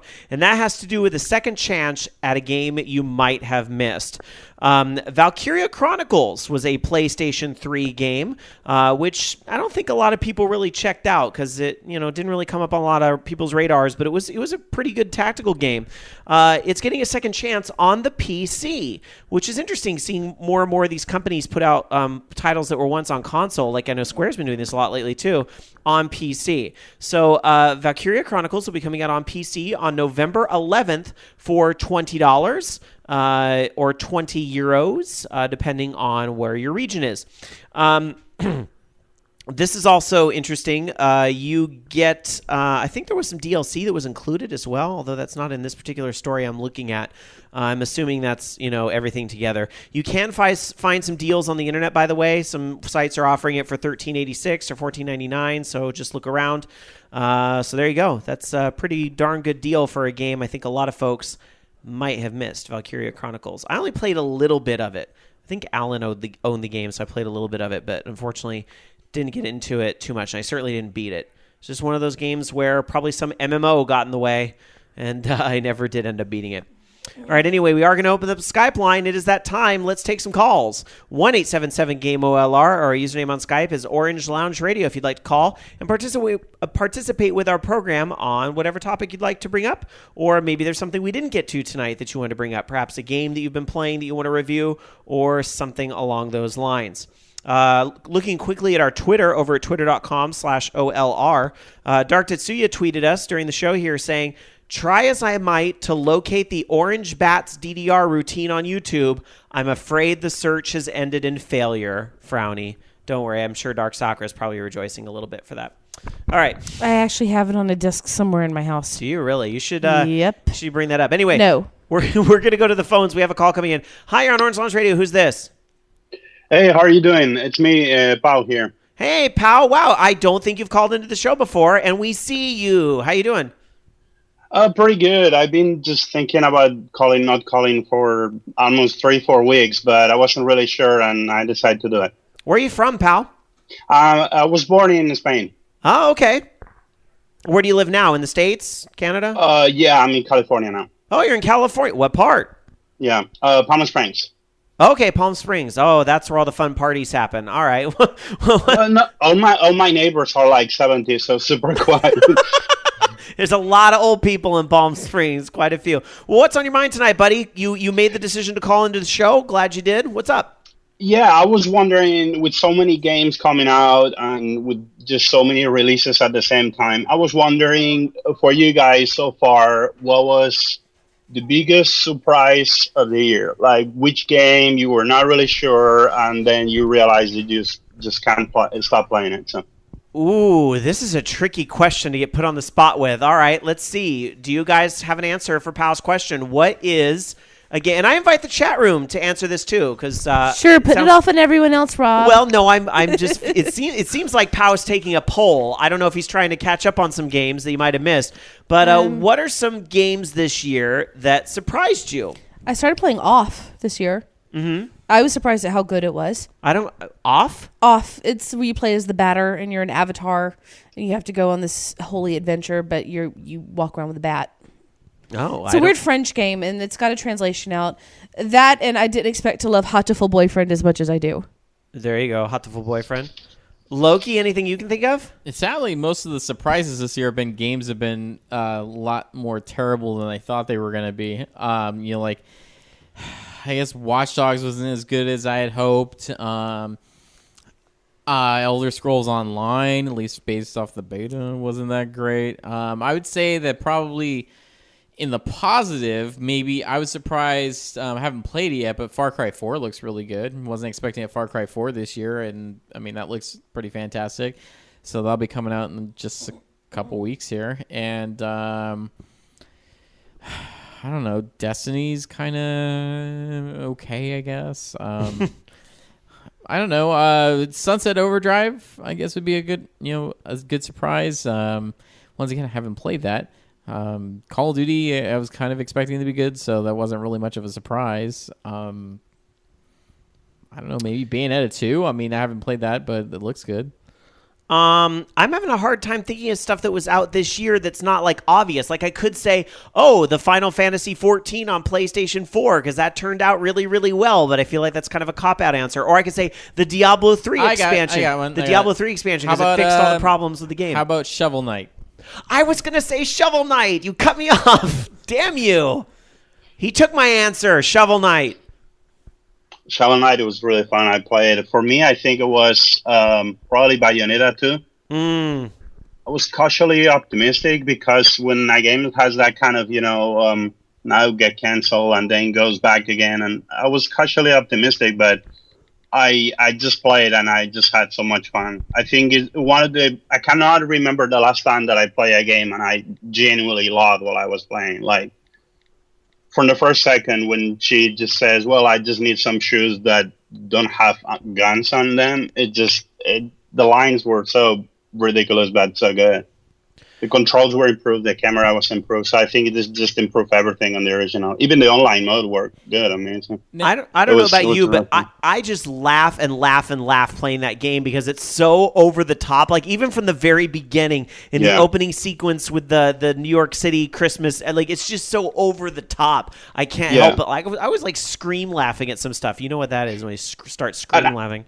I think it's just so hard but so refreshing to see a feminine character that at the same time is really feminine, but at the same time is extremely aggressive. I think it's really challenging sometimes to write. So I thought there was they show a making of to promote the game, and it was really clear that it was written for with a guy with a girl developer, and I just think the mix was just really, really good. And I thought the writing was just really, really funny. Even the online mode were great. So. I'm looking at our chat room to see if there's some votes in there. Dungeon Buster says Alien Isolation is good if you're an Alien fan. I've heard that's a good scary game, too. A lot of folks are telling me to play that one and stream it to watch me pee my pants live. Let's see. Some folks in chat room, a couple of people saying Wolfenstein was really fun. And I heard that was really good. I've heard that, too. I haven't played it myself, but I have a friend. The only downside is the hero is really short. That's why I didn't buy it, but I do want to buy it. But really good feedback. Yeah, I sort of go, oh, it's another reimagining of this game that had its limelight back in the 90s, but apparently it is really good. Well, you may remember, they have re-released, or not re-released it, but tried reimagining it a few times now. So, yeah. I don't know. It's not entirely new. All right. Well, there you go, pal. There's some of our suggestions here from the chatters and us in studio. All right. Well, thank you for having me, and I hope that Dark Sakura gets better with her ear issues. I have some chronic issues on my left one, so I understand her pain. Thank you. I appreciate that. It's thankfully getting better. Just I thought that it was completely better today, so I went without my medication, and IKEA ruined me. And my recommendation is if you can avoid it, use good headphones like this one, because I have chronic problems. They always make it better if it's painful. I have to use the work headphones, but other than that, I don't really use them. So all right. Yeah, but thank you. All right, well, thank you for having me. Healing vibes to you both. Take care. Anytime, pal. Don't be a stranger. Bye. Bye. I always like hearing from new people here on Orange Lounge Radio. I mean, don't get me wrong. I love our serial callers as well. Is that his icon? His icon looks like him. Yeah, I think that was a little me. Let me that's bring cool. that up again here so you can see that. There. Oh, yeah, that looks just like him. Well done. No, I like when people do avatars with preset stuff, and they actually get it to look like them. Like mine looks like me, I think. Do you think my me looks like me? Yeah. It's got your weird, nose. I'm kidding. My weird nose? I like your weird nose. It's very Dutch. Do you know that when do you know that when I was born, apparently when I came from the place that babies come from. When you squelched forward. The first thing my mom said was, he has the blank, her maiden name. He has the blank nose. Dan has the family nose. I think it's really a Dutch thing, you know? Might be. Let's get to some more calls. Our Skype's lighting up tonight, but we have time to get a few more in here. Hi, you're on Orange Lounge Radio. Who's this?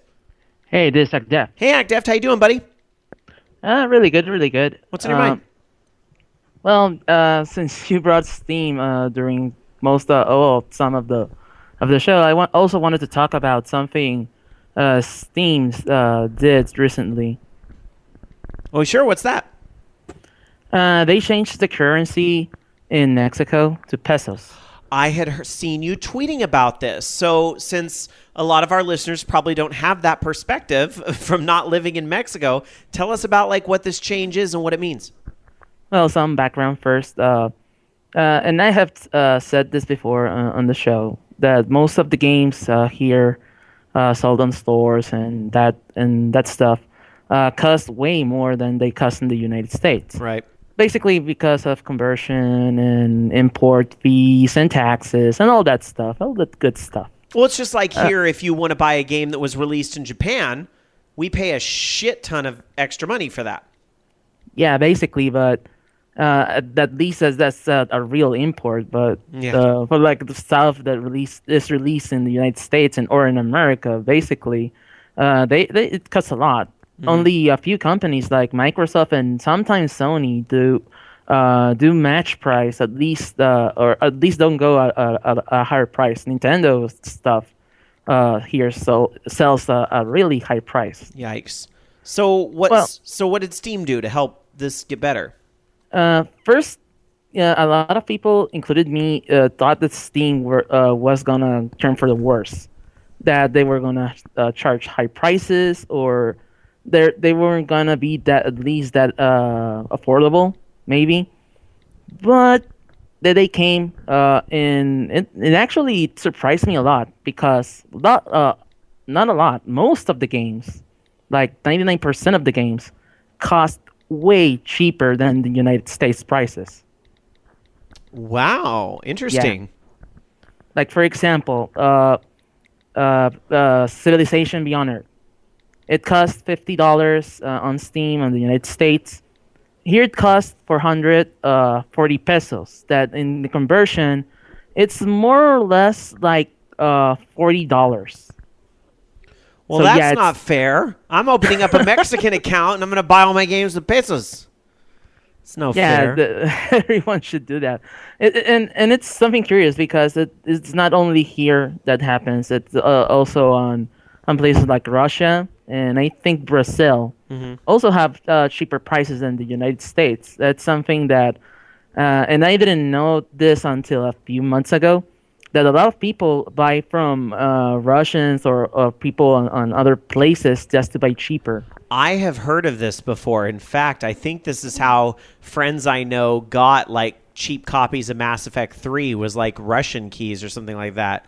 But from doing it that way. But and then I like how I'm talking about getting cheaper games. I'm sure my friends over in the UK are like, shut up, because everything's more expensive over there. But do you think that maybe part of Steam wanting to start accepting the pesos in their in the community and so forth is to try and foster more of the trading card and the marketplace and some of the? I mean, did that all recently open up for you guys too? Because I'm wondering if that might be a motive. No, that's something we have always had. Even the market, I could sell the cards or even items from like Team Fortress 2, and would get the amount in dollars. But now I get pesos. But that's something that we always have done. It's not something that is region locked. Something really curious though, especially catering to the market. Like for example, you can now pay not like credit, but it's something that you purchase the game on Steam, but you don't necessarily have to use like a credit card or a gift card. For example, you need to go to a convenience store like 7-Eleven or 7-Eleven, just to make an example. Here we have a convenience store called OXXO. OXXOs are everywhere. You can go to every corner and you can find one.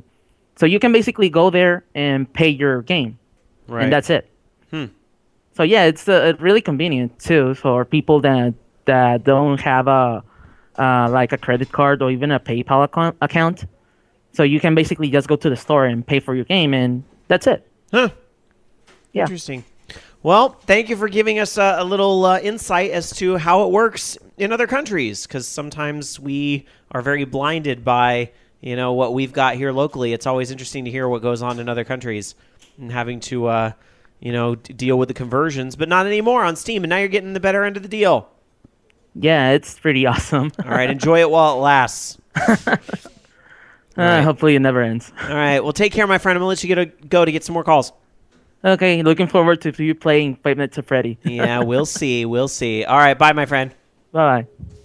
All right, 1-877-GAME-OLR, or our username on Skype is orangeloungeradio. Alan's the best. He just brought me pizza. He's so cool. Alan can bring me pizza.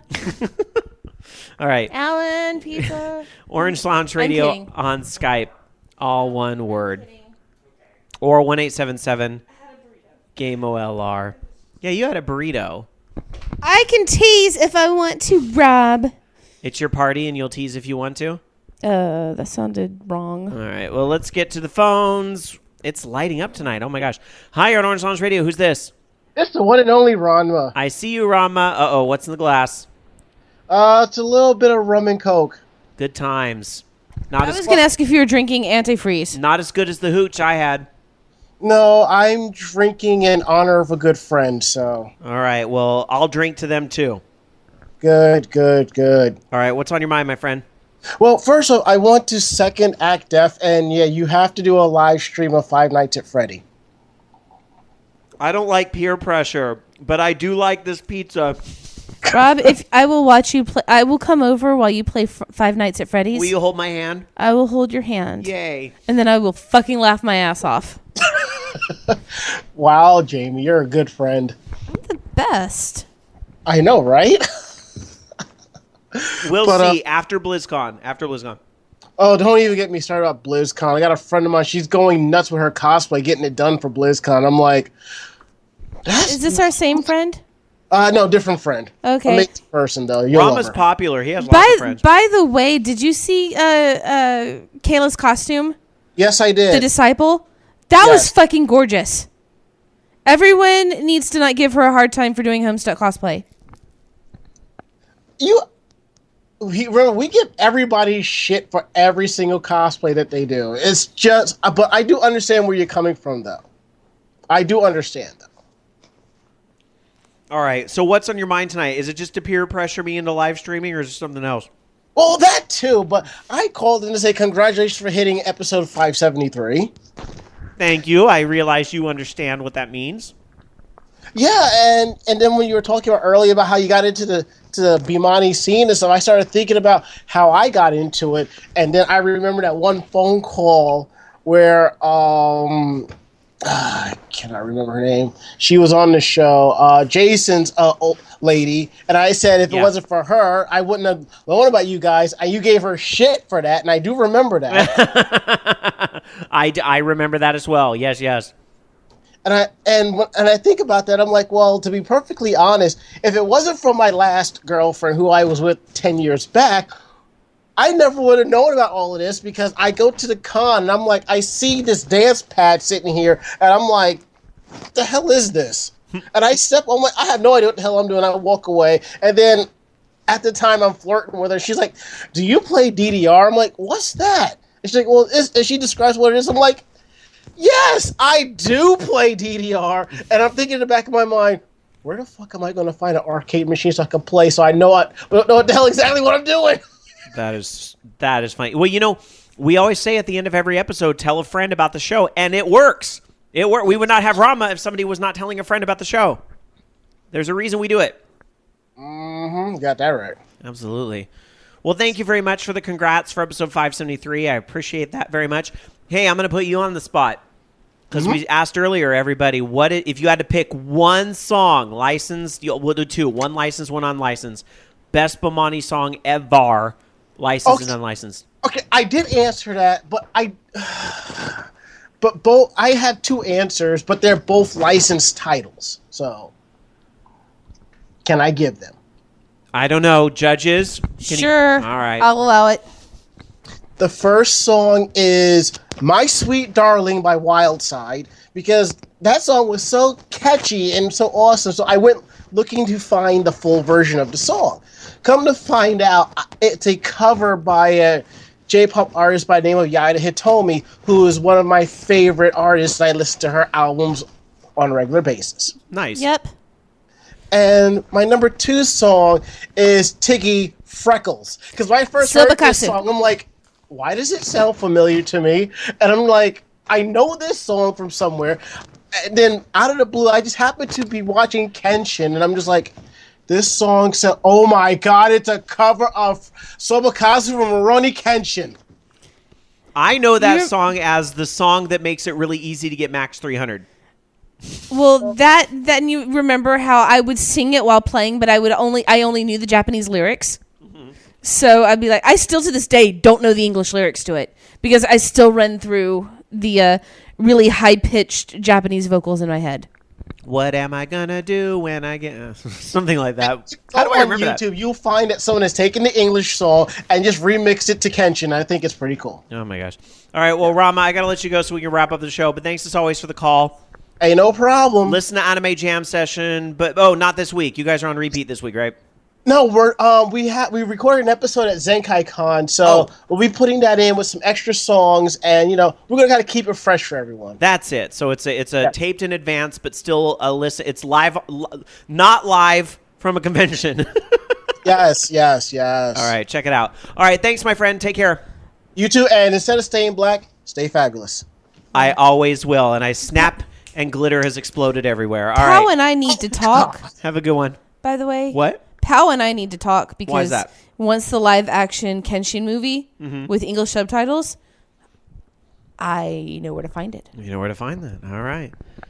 Anyway, we are way past time tonight. We got to wrap up because, tonight's a school night. So I'm sorry to those of you that didn't get through on Skype. Please consider sending us an email. Participate at orangeloungeradio.com. But be prepared to be put on the spot. If you're emailing us to talk about episode 573, be prepared to answer the question about your favorite licensed and non-licensed, and you can only pick one. We are not waiving it for anybody else. Dark Sakura was being very kind and generous to Ranma. Anyhow. Well, I am stacking up lots of favors that I'm going to redeem in the form of a ticket to New York and a place to crash. Yeah. Maybe you can cash that one in for like an authentic taco from New York Oh, City. I'm already doing big favors. That thing I told you I'm working on. Oh, yeah. Right. Oh, yeah. There you go.